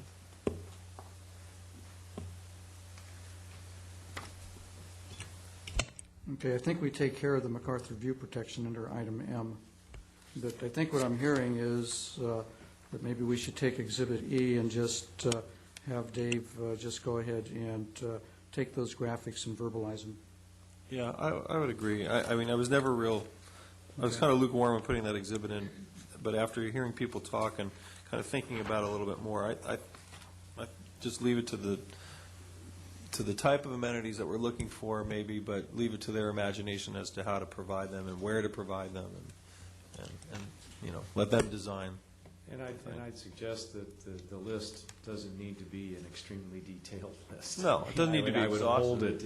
I would hold it to the most important features that we think should be represented. Okay. Okay. Any other comments? Okay, I guess I'd entertain a motion to approve these design parameters with the deletion of the orientation to avocado, the suggestions recommended by the City Hall Design Committee. Councilman Webb's, his remaining recommendation is moot at this point because we're deleting Exhibit E. Councilman Rosansky's suggestion that we include northern in front of the 5 to 6 acre portion of the park, and then instruct Mr. Kiff to verbalize Exhibit E instead of having the diagrams included.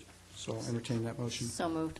I got one Second. question. When we say the 5 to 6 acre is a natural, are we directing that that 5 and 6 acre can be nothing but? No, it talks about the landscape border around it, and it says not overly manicured nor oriented towards turf grass, so it's kind of a neutral statement there.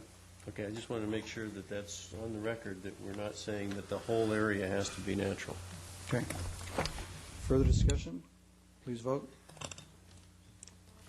Motion carries. Okay, Madam Clerk? Motion for reconsideration. A motion to reconsider the vote on any motion taken by the City Council at either this meeting or the previous meeting may be made only by one of the council members who voted with the prevailing side. Okay, any motion for reconsideration? Seeing none, we're adjourned.